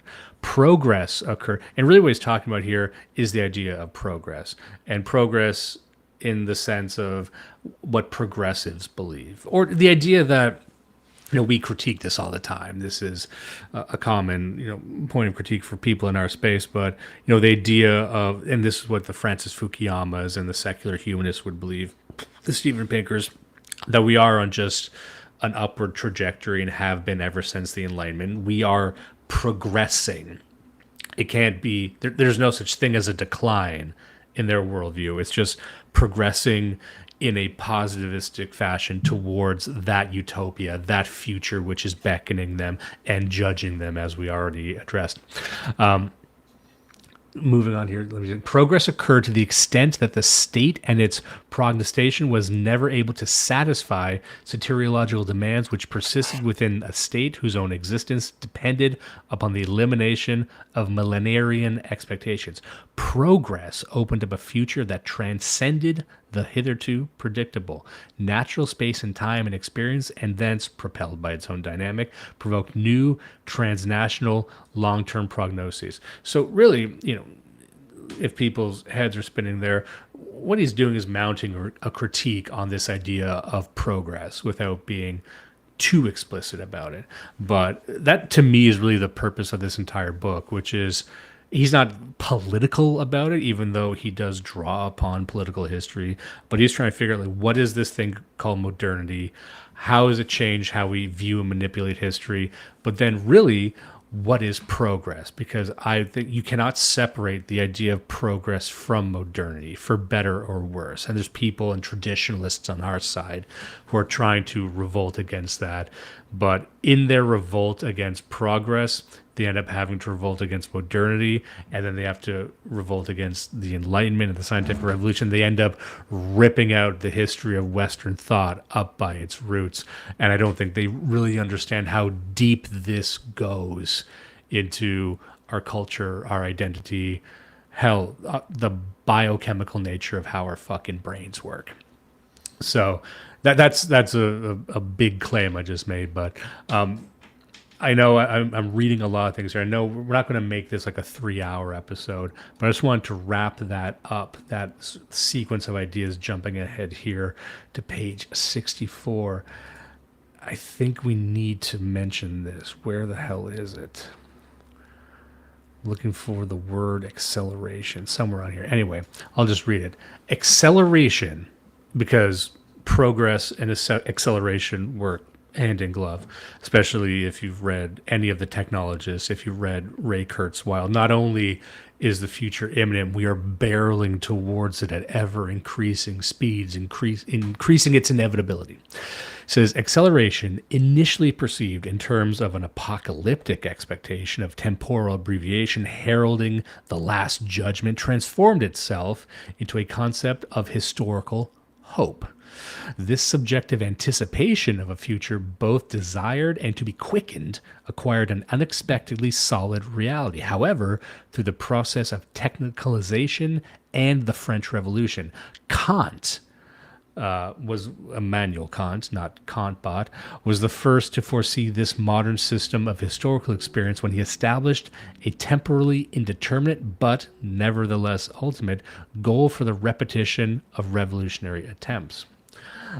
Population increased in ever-decreasing intervals. Technically created velocities rose exponentially. The increase of production showed similar tendencies. Likewise, scientific productivity, life expectancy was rising, and hence extending generational span. From these and many other examples that could be freely multiplied, Adams drew upon the conclusion that one could no longer teach how to behave, but at most how to react. All the teacher could hope for was to teach the mind reaction, is the specific quote he gave. And I love that end there, that everything is accelerating at such a speed you can no longer teach anyone. You can never be grounded. You are being ripped away from history by the acceleration of this culture. And maybe we feel that right now. Maybe many of us viewing this feel that. You're grasping at history as it is receding from your view, right? And maybe we're all guilty of that to one degree or another. But that is to say that they were discussing this many, many generations ago. Yeah, and I think that also really comes in perfectly when we take a look at the word revolution, and Koselleck spends a lot of time on that. He cites quite a few German historians and philosophers. I mean, he cites Goethe quite a bit, but he also cites Johann Justus Berthus, who was a German publisher, but he also wrote some historical works as well. I mean, and he wrote about this time frame in 1800. He said that we are in a transitional period of history, and that it will take decades, if not centuries, for us to really see what we have transitioned into. And I mean, he would die in 1816, shortly after the peace in Vienna. But I think that's sort of an important thing to consider is that our understanding of revolution kind of gets categorized into two ways. And this is something that Koselleck writes about, is that we have we just create a general concept for it, but revolution either possesses this political, kind of bloody, where we're changing a revolutionary like the revolution will have a paradigm shift, or we are now having a demarcating point away from a previous existing order, or itself becomes part of technological changes, the Industrial Revolution, or now our own technological revolutions, whether it's AI or nuclear power, etc. On page 67, I think you might have the exact same segment that quote, I was going to read. Same segment. Oh, perfect. Then we're good, baby. We're set. yeah. Because I had a whole, because you can't really discuss this book without discussing how important the very concept of revolution is to our thinking. So, you can continue here if you want. Yeah, so if one can characterize our modern history as an era of revolution, one that has not yet come to its end, a certain direct experience is embodied in this formulation. Typical of this experience is the fact that it can be subsumed under the concept of revolution, more indeed than is perhaps generally allowed. The concept, revolution, is itself a linguistic product of our modernity. That it is possible to distinguish political, social, technological, and industrial revolutions has been accepted since the last century. Only since the French Revolution has the term revolution of a revolution, or indeed whichever language one employs, assumed a kind of ambivalent and and ubiquitous semantic potential outlined above. And now we're in this chapter. He spends the whole time talking about like from the French Revolution to our modern experience, so we can understand that we've changed so greatly since the French Revolution about what that word actually means. Whether we're no longer talking about like the revolutions of bodies, we're not talking about the natural cycle. We're talking about the change in cycles, the departure from what has been. And now, instead of using terms like insurrection or civil wars or changes in the body politics or physio-political change, now we just use the revolution as a catch-all. And in sort of the greater Western public understanding or public consciousness, we really do think about things only in the sense of revolution. Yeah, it's the only thing that matters. Absolutely. Which is wild to think of. Revolution is something we roll our eyes at in a sense now. There's many leftists and communists that still embrace the early 20th century revolutionary iconography, but it's very kitschy. You get the sense that they like it because it's fashionable. But a revolution is something that Pepsi does as well. Apple releasing a new product is revolutionary. It's something that we expect from fucking video game consoles. The next GTA 6 is going to be revolutionary. It's become commoditized. It's become just an expectation, something to represent energy and rebirth and revitalization, which isn't what revolution is, but that's just what it means now. And it's become so immersed in our culture that it lacks any, I would argue it lacks any sort of political power. I think that anyone, and this is what we're talking about before, about the end of an era, what could signal that, I think is the death of this idea of revolution. It's something people still agitate for, but are they agitating for it because they feel that that's something they're supposed to do, or that's the language people understand so you can take notice, right? But so if you're not speaking in revolutionary terms, people don't listen, but it has no revolutionary character. It's just pop culture. It's just fashion. It's just like a trend. So yeah, and I think so any social change from here on out wouldn't necessarily be revolutionary or have a revolutionary character. Just to return to what we were talking about before, about what the end of an era or the end of a paradigm shift, what that would look like. It's hard to wrap your head around because it would be abandoning things that are very important to us now to history. But I think you can look around and people kind of sense that something's changing. People feel that they're in a pivot point in history, I think, at least in the West over here. But anyway, what do you think about that? Yeah, I mean, this is what he really hammers home. He's just like, prior to, say, the Glorious Revolution in England, or even the French Revolution, like those two things really do change the mental model for both Anglo as well as continental historical understanding for the word revolution, and this changes now because we're not looking at things circular or cyclical. We're instead looking at them as a transitory thing. And also the fact that we no longer use older phrases to talk about civil war or internal conflict or even the old Dutch concept of the right to resistance. We don't use Vijong, we don't use civil war as much, or Burgerkrieg for, like peasant revolts or internal fights between city-states. We don't really do that. And instead, we just call these things revolutions or upheavals. Only recently are we using insurrection in America for J6 because there's a law for the Insurrection Act and things to put down an insurrection. But even then, that is very archaic language to the average Westerner and especially to the average American. They don't really understand what that means. And clearly, as we talk about the J6 stuff or even the responses to it or even conservatives doing the har, what if the sides were reversed type deal, that all that does is make the word more impotent.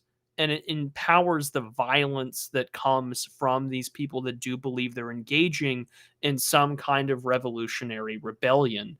And two, with that being said, that also comes with this optimism. The left are optimists in the sense that they believe that the revolution will win.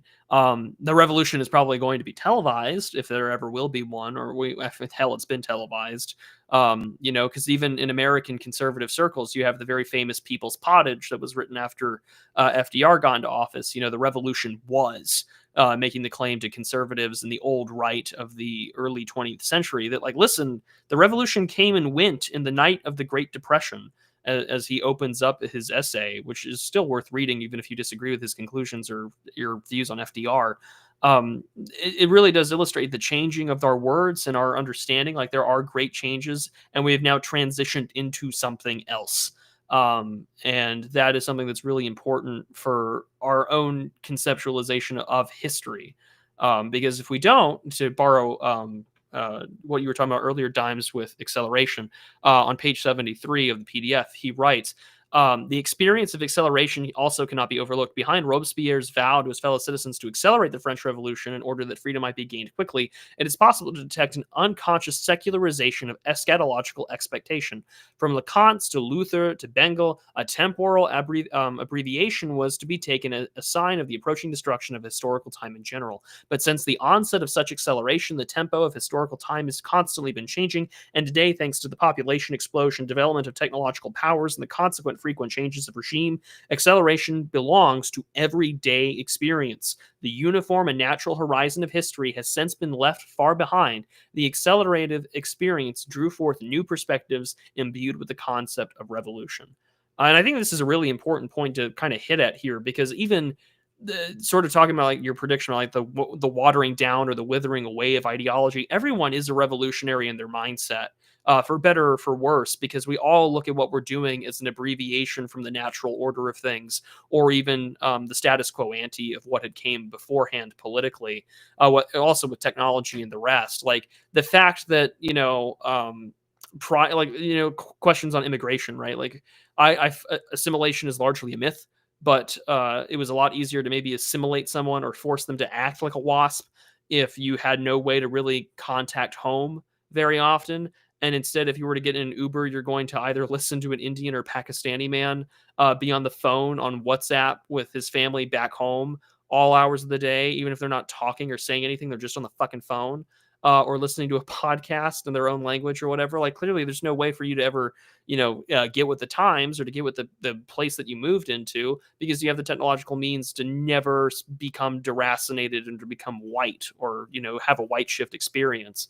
And the same thing with our understanding of history too. Like, things change so fast that our reliance on older orders or traditions becomes really questionable, because it's like, well, there is no technological equivalent to what we're doing with now. That's a claim I've heard quite a few people make. But then for me as a Christian, at least, I can read stuff out of the Philokalia or Sayings of the Desert Fathers and read scripture and be like, oh, well, there's a lot here that clearly I can relate to, or that has obvious allegory or still fits under these categorizations of the divinely inspired word of God.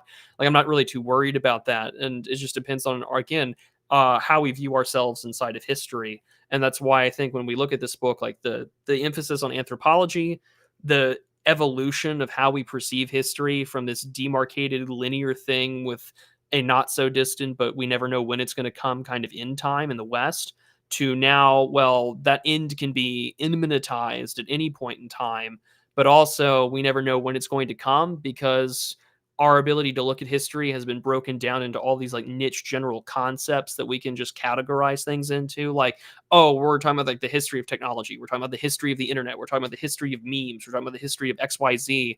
And we never allow ourselves to maybe take a step back as an outside observer and analyze maybe how this stuff all plays a role. Ironically, the thing that we do that all the time with on Twitter is like the domino meme that people like to post. I had one that went viral a while back where it was like, Zoe Quinn blows 5 guys, and then the top domino is like ICE has the funding of a military budget of like 23 countries combined. Like, it's dumb, but like you could argue that if you want. There's a K line there to pull Minsky out. But again, like, that's the sort of acceleration and revolutionary viewpoint that even people on the right or the online right or the far right or whatever you want to call it, they also inhabit this worldview, because it is just so ingrained in the Western public consciousness. Yeah, and you made a point there about, and I don't want to be misconstrued that, I don't think any of us can really escape the framework of acceleration. There are accelerationists right now. There's an ism for acceleration, but those people, to me, to give them some credit, seem to recognize what we recognize and have decided to be on the side of accelerationism. In a sense, that's Nick Land as well, saying we must run towards an inevitability because why not? Let us embrace that undeniable aspect of ourselves. And just to build into a slightly different direction, I wanted to mention this, and this is a good tee up for that. I'm looking at Zed Des here. He has a comment. I missed the beginning of the stream. Was the motivation for this related to the recent knowledge that Black Africans don't think in terms of the future if it hasn't been experienced? It's a good question. I can relate this, and this is important to understand this book. As I said, I believe the book takes a Western-centric view of this because I don't think most regions in the world would share this understanding of time. I think in East Asia they probably do now, but I'm thinking specifically of Africa. I'm thinking of maybe a lot of the indigenous South Americans, for example. There's this really great book that I haven't finished yet, but I'm mostly through, called The Master and His Emissary. And let me just pull that up right here. We're going to talk about this on Blood Satellite as well, but it's very, very long. It's around 800 pages, and there's a lot there. We could have probably even covered it on this show, if I'm being honest. But it's subtitled "The Divided Brain and the Making of the Western World." So I'm just going to briefly glance at this as much as I can to serve the larger point. The whole book is about the left brain and the right brain, those two hemispheres. A lot of people understand that the left brain is for certain types of thinking and the right brain is for another type of thinking. And language is more closely associated with one side, and different K lines. We talked about Marvin Minsky there. Prue brought that up just a second ago. But certain memories live on one side of the brain. And the idea was that what you might call the European way of looking at things, or even more vaguely, the Western way of looking at things, owes a debt to which hemisphere of the brain we utilize more than the other, and that separates us from much of the rest of the world. Okay, so what does that mean?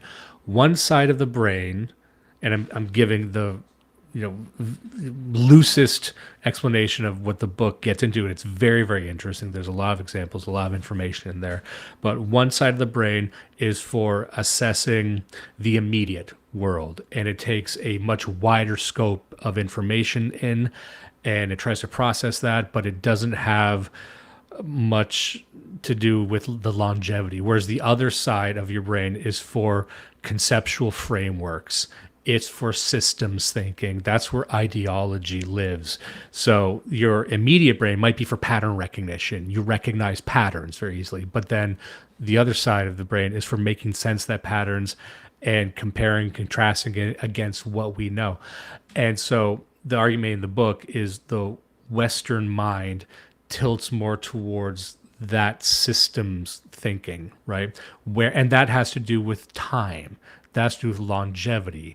That's to do with long-term thinking in either direction, in past or future. So the argument could be made, and we're not going to get into Julian Jaynes here because we've gotten into that in previous episodes. But the idea is that if you have more of a mind for permanence, you won't live in the immediate world. So it allows you to predict the future. It allows you to assess the past. However, you can become imprisoned there. You can refuse to take in new information. You cannot update your conceptual models. And that can hurt your long-term survival as well. So, and this is the argument that McLuhan was making even when he was saying we are now entering the global village. A lot of people thought that just meant globalism. It didn't mean globalism. It meant that we're entering into almost like a third world way of thinking, a more savage way of thinking, where everything's more lateral, more immersive. It's less isolationist because a lot of people will decry atomization and individuality as the dark side of liberalism, but that actually is one of the features. Whereas, the idea of what you might say the longhouse, or, you're lost in this massive community. So that's where you get the idea that everything, perhaps the Western mind is being forced to tilt to that hemisphere of the brain, taking in more information, living less in its conceptual frameworks, and rethinking how we assess time. So that's what McLuhan was saying. We're entering the global village against our will, and we are psychologically and ideologically ill-equipped to do that because it's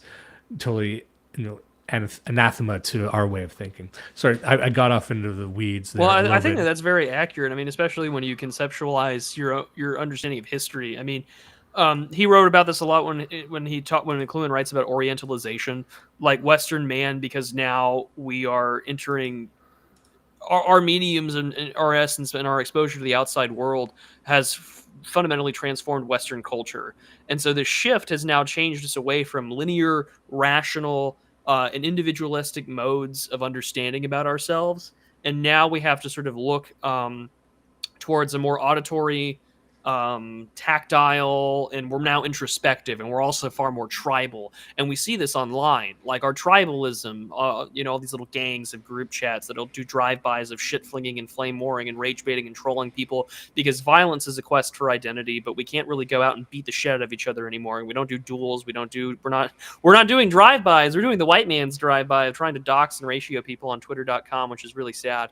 But again, it's sort of this weird specialization, and also a weird kind of, speciation of what came before us. And now with these new technologies, our understanding of time changes, because now we're looking at them in a way that are, where we have these Oriental characteristics. McLuhan would call them like mystical, tribal, non-literate, and we're playing off synthesasia, and we're appreciating things that we wouldn't always call Western.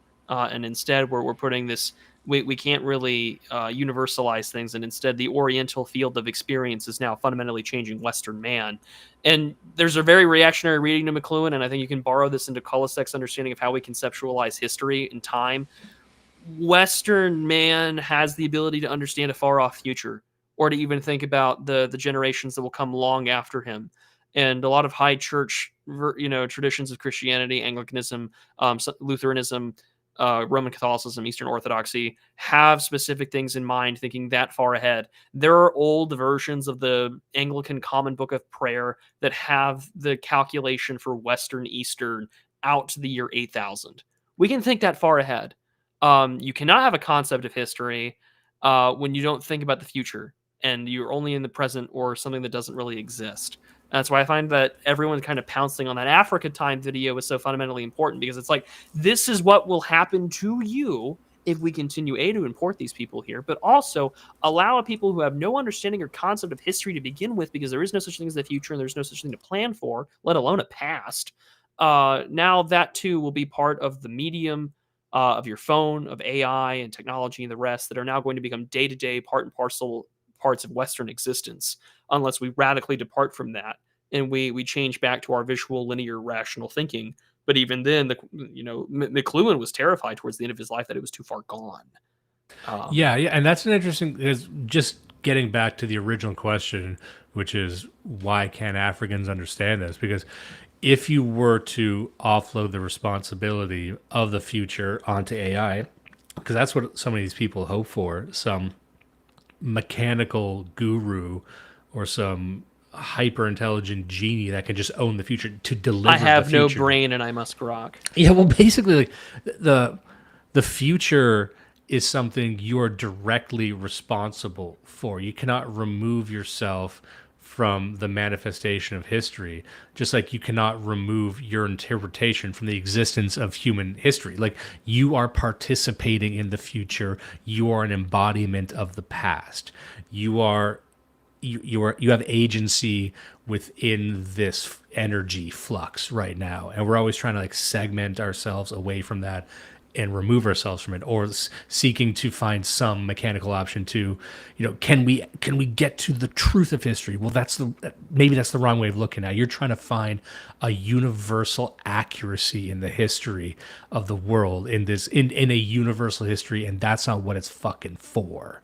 Similarly, like, the future isn't a god that you're servicing. You're not trying to appeal to the god of the future, which is also manifested in you. In fact, by the way, I don't know if you want to, we brought this up before. That's what the Collinses believe. You know those two? Yeah. Those two fun people, America's favorite couple. Their religion, they've said this before. They wrote a blog about it, which we reviewed on Real Secret Coffee Hours, my paywall show. Their religion is their future selves, like their future perfected transhumanist selves that they believe are beckoning them future. So they must do everything in their power to serve their future gods, which are the Collinses. And if you've seen them, that's fucking horrifying. Just imagine that, but also fucking a Borg version of those two. Anyway, I'm just getting mean now. I'm getting a bit nasty. We're at an hour and a half. This is the nasty hour. But yeah, like, this isn't all just us inventing things. There's people who believe this shit right now, and there's more of them than you would like to believe. Look, dimes, coins going up. Thank you, requited. We need dimes, coin. Mindzer says, what % of people would you guys estimate are at the I have no brain and I must grok point in the AI revolution? What do you think? That's a good question.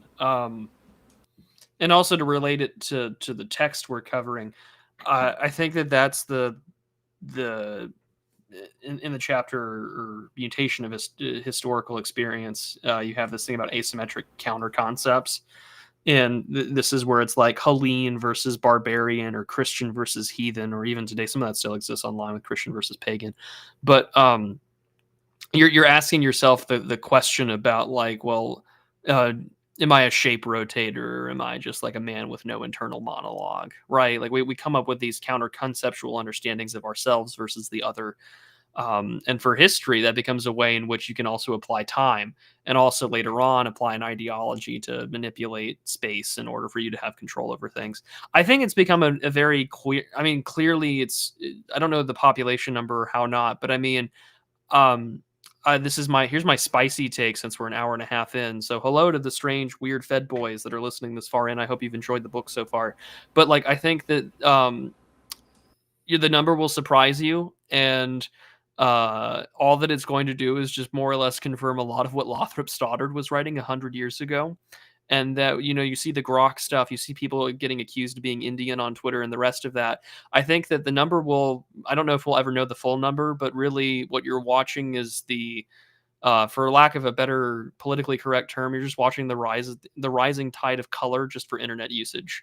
And I think that number will surprise all of us, but also because as we continue to connect most of the developing world to the internet, like, our counter conceptual format will have to deal with, well, can you think for yourself and actually do research and read books and talk about them in the way that we are? Or are you going to outsource things to AI models like Grok, for example, getting a lot of its data readings and recordings from fucking Reddit of all places? So not only are we being orientalized as Westerners with these mediums of technology, but we're also Westernizing or Occidentalizing these strange developing nations on how to scam, get money, and to generate things. And we already saw that was sort of like the India engagement baiting for Twitter bucks, right? Like, even Carl Benjamin of all people covered that too not too long ago. And I think that we won't know the exact number, but I think that it's very clear for us to say that our ability to look at ourselves in a point of history is that we are now in this strange conceptual format where we're not isolated. Like, our understanding of the world can't just be some, transitional route of a family of history or family of people that now, we're all these different tribes or whatever. Like, now it's like, well, no, these things are very clearly different. They think differently than we do. They don't even conceptualize the future or even think about it in the same way that you and I do. And somehow we're supposed to coexist. And that's a very dangerous thing politically, especially when the only way we talk about politics and history in the 21st century is in revolution. Yeah, and that was a great point, a great series of points. Just to address that question myself, I wonder how much of it is related to IQ, because I've seen some people of middling IQ and maybe even some of high IQ that are enthusiastic about AI, just like the dumbest fucking asshole that you could ever meet. You see what I'm saying? So it's how much of it's correlated to AI and how much of it's correlated to, and this might sound even worse, lack of a soul, or something else, because there's many different measures for someone's mental capacity. There's IQ, then there's G, which is general intelligence. Then there's, other ways to measure, I guess, mental illness and defects. But like, there's something to the shape rotator problem. Like, is shape the ability to picture a shape in your mind and rotate it around? Is how correlated is that to AI, to IQ? Versus, or there's people who have high IQs that can't do that. There's people with high IQs and who can solve problems, think fast. Maybe they're even highly competent at math, but they lack that ability to think abstractly in any other sense. Or maybe they fall for the breakfast question. So there's something else going on there. So to me, AI is revealing that, sordid dimension, like what actually separates us from the people, IQ aside, the ability to think abstractly, or as I was saying before, certain biochemical left brain versus right things, how much of how you think, regardless of your intelligence, is more on the side of just taking in immediate information and parsing through it and finding patterns, which is a skill in itself, but you don't have access to higher level conceptual frameworks. So as intelligent as you might be, you still can't think, you wouldn't even know how to begin thinking 50 years in the future. That is barred off to you. And you don't feel unhappy about that. You don't feel any which way about that. But for people who can do that, you're forced to see these people as a liability in the realm of politics, in the realm of planning for the future, as intelligent, as skilled as they might be. So what's the percentage of the population? I mean, short answer is I don't know, but I think we're only beginning to start counting these people, because these people don't even know that they're deficient in some ways. It doesn't mean they're evil. It doesn't mean they're ticking time bombs in any other way. But you're going to start to notice that these people just can't think in the same way you can. And I think that manifests most immediately in the realm of politics. Like they really can't, you can't have a conversation with them about the future, because the future doesn't really exist to them. They're in a savage mindset. They don't understand higher order ideas at all. And many foreigners are like this as well. Like we'll just get racist about it if we want to.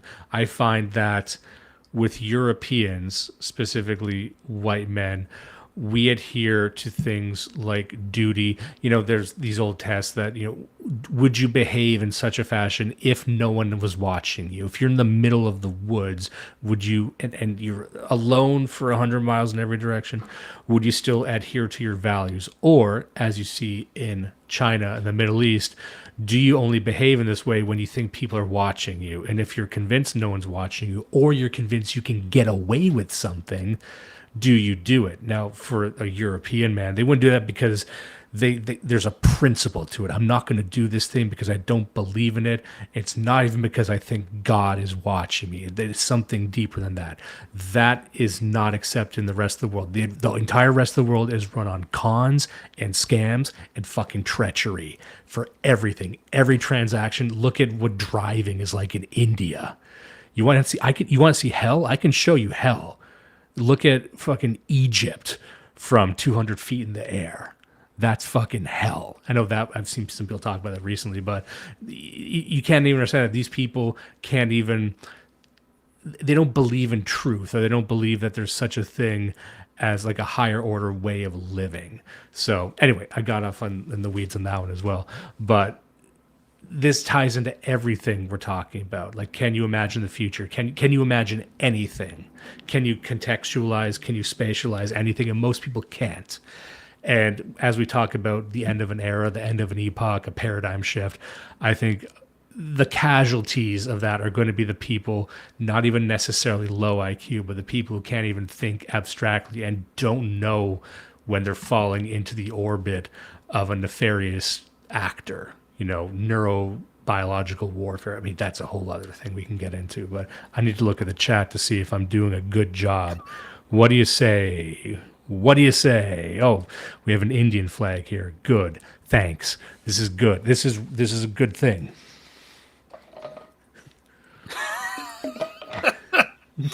I think one of the things too to look at towards the end of the book, I've got a hard cap for the next 30 minutes here, but he writes, if anyone had said before 1780 that he studied history, he would have once been asked by his interlocutor, which history? History of what? Imperial history, or the history of a theological doctrine, or perhaps the history of France?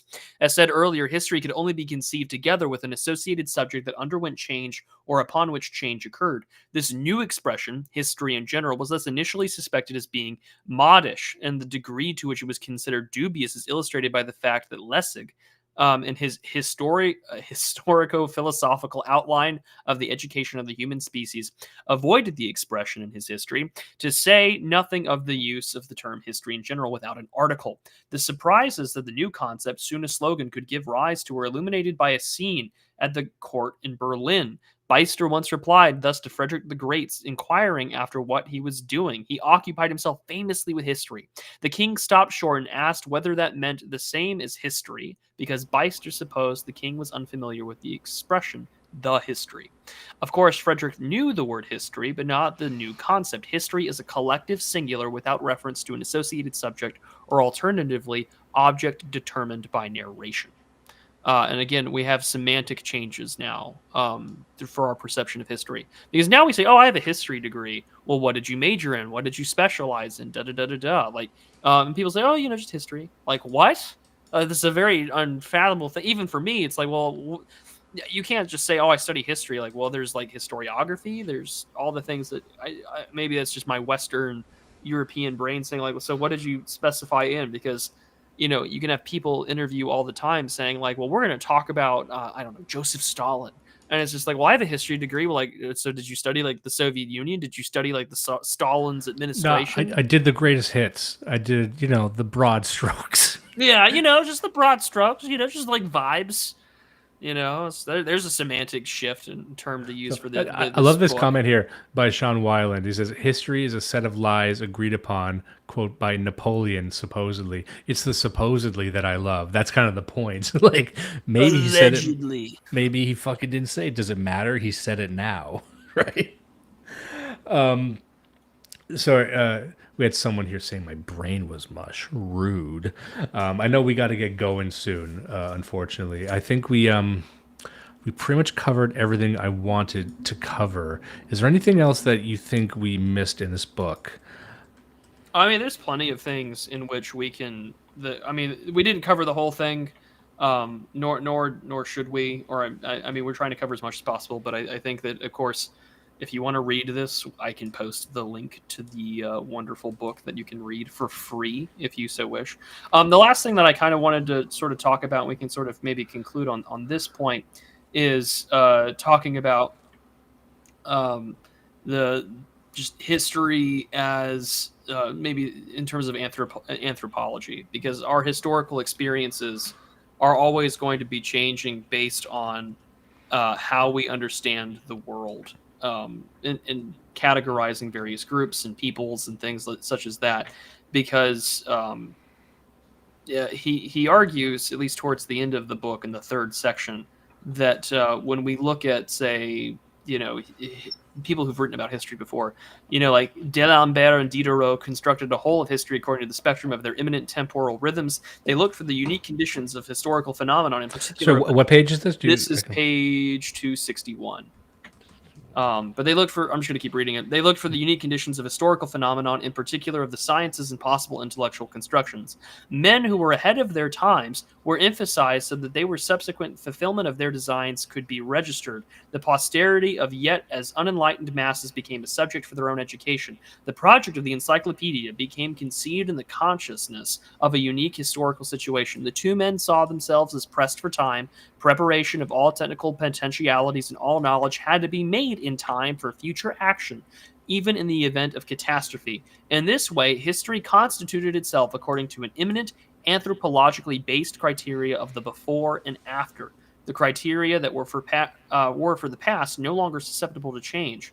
This historical reflection also evoked a too early or a too late in means of influencing the future through accelerated enlightenment. The encyclopedists operated this with a highly sensitized historical consciousness, which developed for the moment of time, duration, and time period a common frame, the frame of progress, according to which the whole of history could be interpreted universally.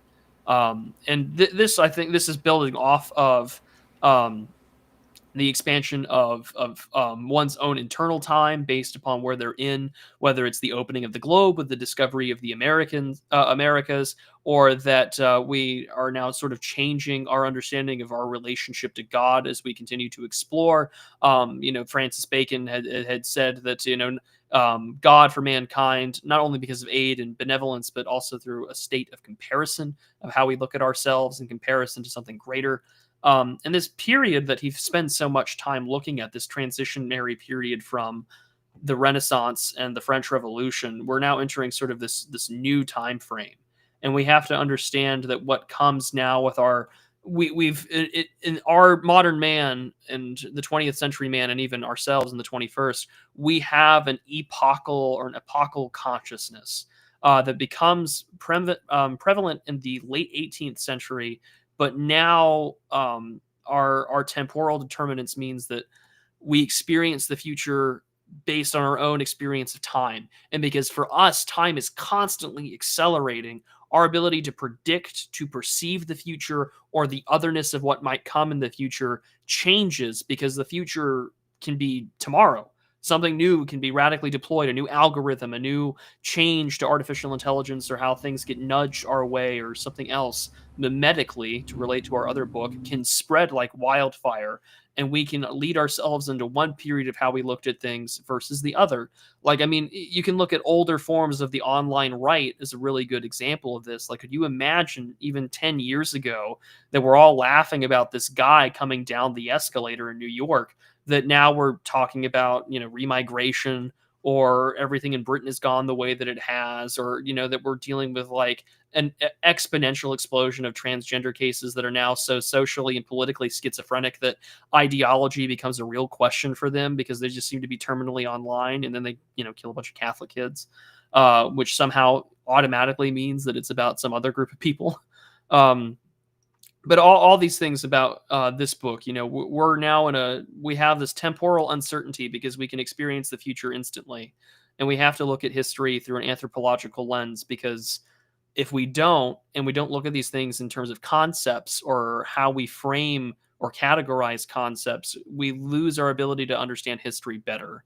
And I think this book is really good for anyone to read when we talk about history or try to say the history of something, in part because our experiences of time are so radically different that we have to look backwards to see not only how our ancestors perceived time, but also because there were changes, like we talked about in spinal catastrophism, like the people who experienced railway spine, right? Like, we've never gone so fast before, this form of acceleration, a very physical one. Now we get to experience that psychologically. Like, I make the joke all the time. 2017 is almost 10 years ago. And that's when you could see Anita Sarkeesian call Carl Benjamin a garbage human being at VidCon.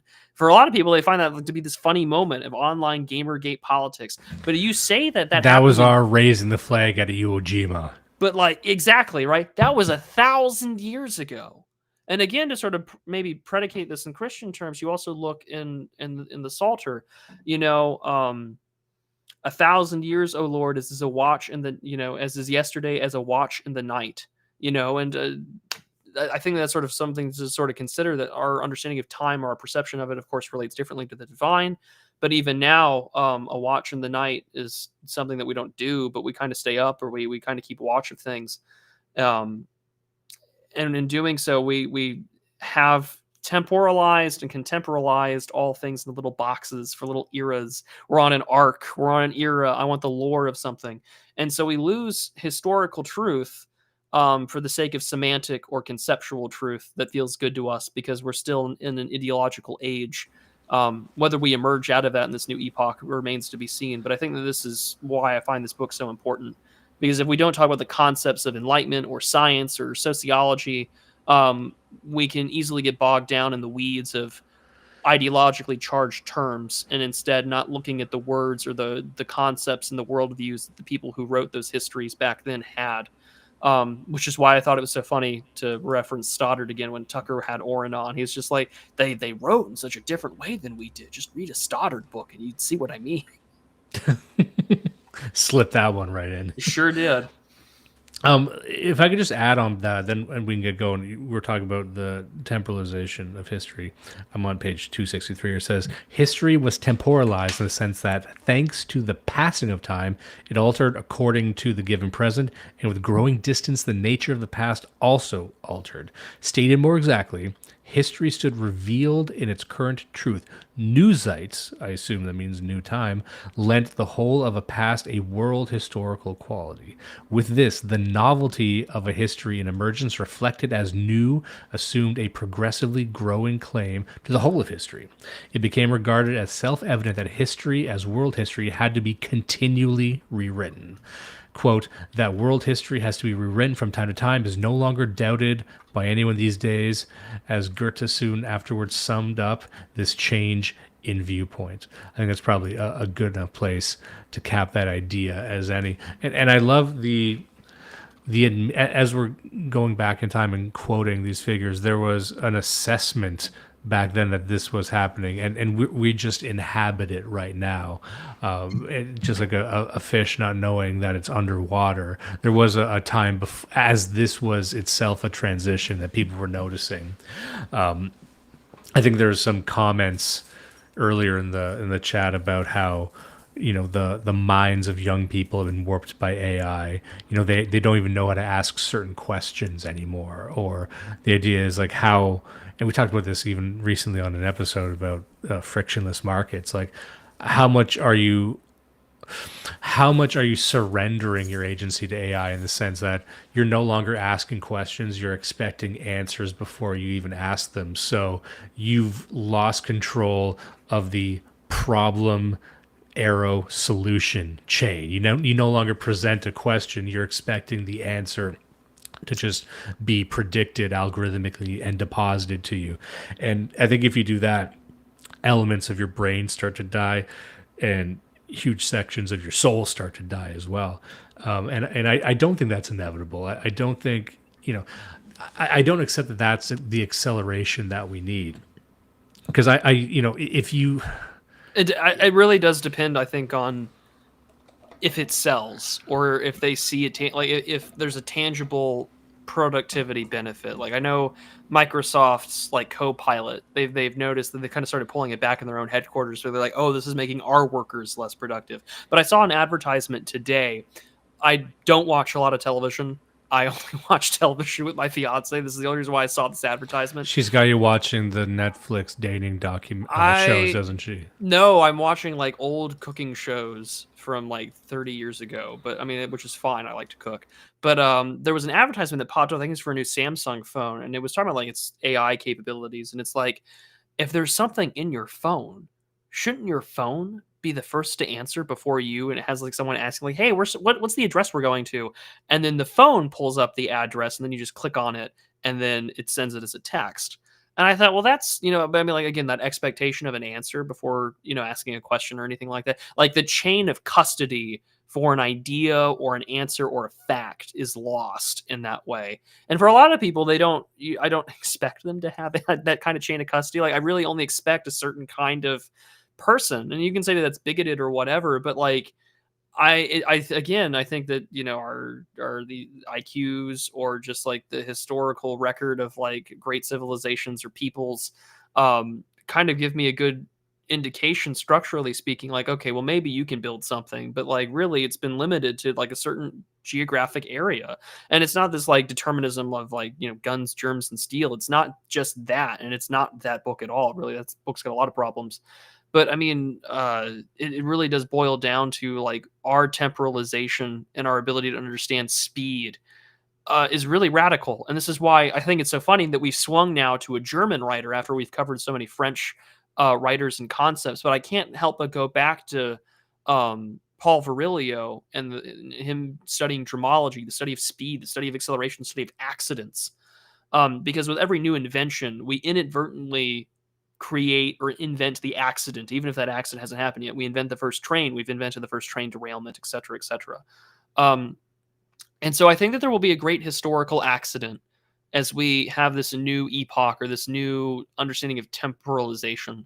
And only time will tell what will come next from that. But I really do think that we've invented this great history accident, wherein, you know, however we perceive history and the rest will inevitably create an accident where we lose track, or even our own ability to understand history, period, in any shape or form, because history is ever present. Like the real black pill nightmare scenario I think of is that due to a combination of AI, immigration, demographics, and market forces, that we will all be on Africa time. And that's terrifying. Yeah, and that's the immediate oncoming socio-political reality that I'm terrified of. You know, there's the, you know, lurid fantasies that spring to mind, similar to Camp of the Saints, right? But then even worse for me is the what do you call Orientalization, or some might say negrification of our minds, and that, you know, that can come by way of technology. That doesn't come by way of listening to more hip hop or shaking your ass in a different sort of way. You know, that's not great. But then there's this other thing, and again, this is what McLuhan was talking about. How, you know, you're becoming sort of third worldized in your thinking, and that's happening in many different ways. We won't need to get into that right now, but sorry, we have one nice comment here.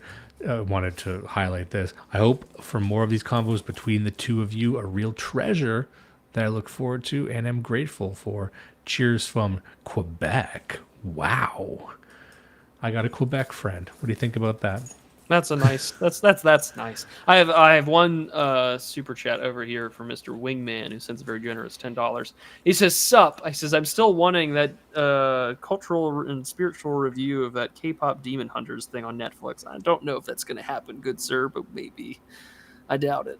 We'll see." That's all I'm going to say. But thank you for the generous $10. What are the odds that K-pop Demon Hunters is good, though? You know, I saw the only reason why I saw this blow up is because someone was talking about using like postmodern hermeneutics on media criticism. They're like, leftists do it all the time, but when rightists do it, they get all upset. Because I think some YouTuber had made a review saying like Netflix just accidentally made a Christian film. And I was like, I have not watched the show. I have not watched this review. I don't step foot in a lot of media review criticism discourse, because like my frame of reference for TV and movies is like 10 to 20 years old. Like when I watch television with my girlfriend and my fiance now, but like, you know, I introduced her to like Hannibal, like the 3 seasons that were on there. That show's like 10 years old, if not more. She's like, wow, it's really good TV. And I'm like, cool. I hope that you like all the other TV shows from like 2014 and prior, because that's all my frame of reference has. I don't have a television in my apartment, and I'm dreading the day when that changes. So she likes Hannibal. Does she like the earlier seasons where it's a real show, or the later seasons where it's like an existentialist, you know, gay murder romance? Well, I don't think we got to the 3rd season yet. So the first 2 are really good, and then the 3rd is like, well, we're going to adapt Red Dragon, and then it turns really fucking gay. It's like, I wish I could quit you in every scene that they're in. Like that, it's just, they become different characters. It's such an odd show. But yeah, that's how you know you're going to get married. You're going to be a married man. You're going to be a wife guy. You just watch the same old shit again and again and again. I told my group chat one time after the engagement happened. I said, if I turn into one of those annoying wife guys on Twitter, you have permission to find me and kill me. It's easy not to become a wife guy too. Just don't like when you put your wife in your bio, like a freak, like a sicko. I don't want anyone knowing about my wife. I want them to know about my failures. I want them to know. I just got a message from our mutual friend Capitalissimo. He's like, I'll watch K-pop Demon Hunters with you if you want to actually do a review. Well, if my gaming buddy says yes to that, then I guess that guy's gonna get his fucking wish. So I hope you're happy. Live on air, you got an answer to that question. But I don't know what we're going to cover next. Actually, I think I have an idea of what we might cover next. But there's a couple of options. There's one. We have some silly books and we have some serious ones. I think what we're going to do, I think this makes the most sense, is we're going to do a special crossover episode between Blood Satellite and Do You Even Read, which means that you and me and Juice are just going to do a stream.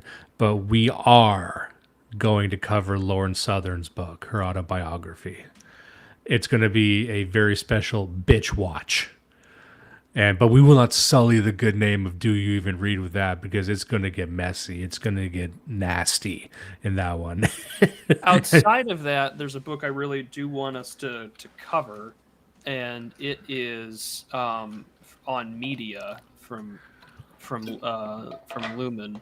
And it is, if I recall correctly, it's Nicholas Luhmann, and it's called The Reality of Mass Media, Cultural Memory in the Present. And I was told by a mutual friend of ours to go read it. It came out in 2000, so this is a more recent book, but it's only 160 pages. I feel like this would be a good quick one episode. Luhmann's also responsible for systems theory and social systems theory, but I think that a media book, especially one that's like from 2000, would be really good to cover. I like that. So we have Bitch Watch and we've got media. So you've got your theory and your pop culture, pop politics book. Although I have to laugh because I told Dimes when I looked up the book, because I didn't know if it was available yet. Apparently it just came out in July. When I look up her book, This Is Not Real Life by Lauren Southern, the sponsored advertisement right under all the book details is Memoirs of a Slave. And it looks like some kind of literature, if you know what I'm saying. So, if you could read between the lines of that dog whistle, yeah, it's a real page flicker, if you know what I'm saying. So, we have a lot of fun stuff coming up, guys. Let me just say, the one book I really want to get to, and it's going to be too large to get to for the next episode, I think, and we owe ourselves a fun one. It's this book. I've had on the list for quite some time. It's called The Transformation of the World, A Global History of the 19th Century. And I think covering this book... That would be fun. After we just covered the book we are presently talking about, I think that would be perfect. It's by Jürgen Osterhammel. It's a panoramic global history of the 19th century. I know a lot of people I deeply respect have covered this. You can make 5 episodes on this, but I think we could find a conceptual through line through this thing and make it really work without overwhelming people. But I've had that on the list for so long. But we might need to do a silly one. We might need to take a detour down Fun Avenue. I like this one comment from Capitalissimo. He says, "Bean blocking in the literature section." Okay, let me see. Let me put that up. Do I have that here? Oh, yeah. Bean blocking in the literature section. See, if you stick with this stream, it's a real treat right at the end. You know, for the real day ones who know that the last half hour is fucking... It's always a good time. It's dogs out, hogs out. Oh, so Sean Weiland just ordered it. What did he order, Sean? We've been talking about a lot of shit. Oh, sorry. Wingman for thanks for the review in advance. The song where the demons are seducing soul spliced with Dies Irae has made it into my workout playlist. Oh boy. Well, thank you again, Wingman. I appreciate the extra $10 there. So I will definitely have to go. Capitalissimo and I are going to go watch it and review it. So there you go. Look at Sean Weiland just posted an emoji. You can't see here, but I assume it's just beans. It's just beans. Beans. You mean a nasty boy, Sean. It's too late. It's too late for you. The 19th century history one. By the way, I think I made a grievous error for those who know, on our last gaming stream. Were we playing the game with Sean Weiland, or was it someone else? No, that was Sean Schaefer, who's a friend of Oswald Art, who makes some artwork for myself, Geo, and the Tukey's Mag boys. Okay, so for those who are tuning in, we were playing Helldivers, having a rip-roaring good time. I was operating under the assumption it was Sean Weiland we were playing with. So I said a series I think he bought the game. I said many incoherent things, assuming it was a different guy. So if people are wondering what the fuck I was on, that's it. It's okay. I for like the longest time. So there's a guy on my YouTube chat who goes by Vulpus Persona, and I always assumed for the longest time that was my Twitter mutual, who is this Flemish gentleman who also goes by Vulpus Persona on Twitter. And so when this guy for like the last 2 years is like, oh, I saw you at the conference, and I would DM my Twitter friend, I'm like, I don't remember meeting this Flemish Dutch guy from, I would have recognized the accent because I've had you on the show before. And I'm just like, and then he finally set the record straight with me over this last OGC conference. He's like, how the fuck are there two Vulpus Personas? That doesn't make any sense. What the fuck are the odds? I was like, change your name. That's insane that there's two people with that. I know. I was like, man, I thought you were like my Twitter mutual, and you were just here being a good friend. No, I played myself. Never mind. I wish I didn't ask. But I showed up late. What's up with those beans? Oh, I guess he caught up. All right, so this has been good. I wasn't planning to go this long, but time flies when you're having fun. That's true. Man, I came up with this handle in the 90s. Oh, I mentioned Vulpus, and he shows up. Well, that's fair. After meeting you in person, I can understand why you came up with it in the 90s. You should put them in the same group chat. With this, I guess, Flemish guy. Fortunately, the OGC Vulpus is also a cool dude. This is very true. Fortunately or unfortunately, depending on how you look at it. Well, that is true. I saw your message, said Des. I thank you very much. I'm tired of meeting cool guys. I'm not. I like all the cool guys I meet from the internet. I was expecting more freaks, and they're just not present. Even the guys who you think would be freaks, you meet them in real life, and they're like, hey, come here, I'm a hugger. We don't shake around here. Mr. I'm waiting for that guy. Mr. Hitleranus is my dad. Please, please, please. Goebbels Groiper 97's my father. I brought you a bag of corn. Everyone's coming with cool gifts, cool practical gifts that I would love. Got you a necklace of Amazon gift cards. I bought you a fucking rosary that doubles as a projectile. All cool stuff. I'm tired of cool stuff. All right, guys. We'll see you next time. All right. See you.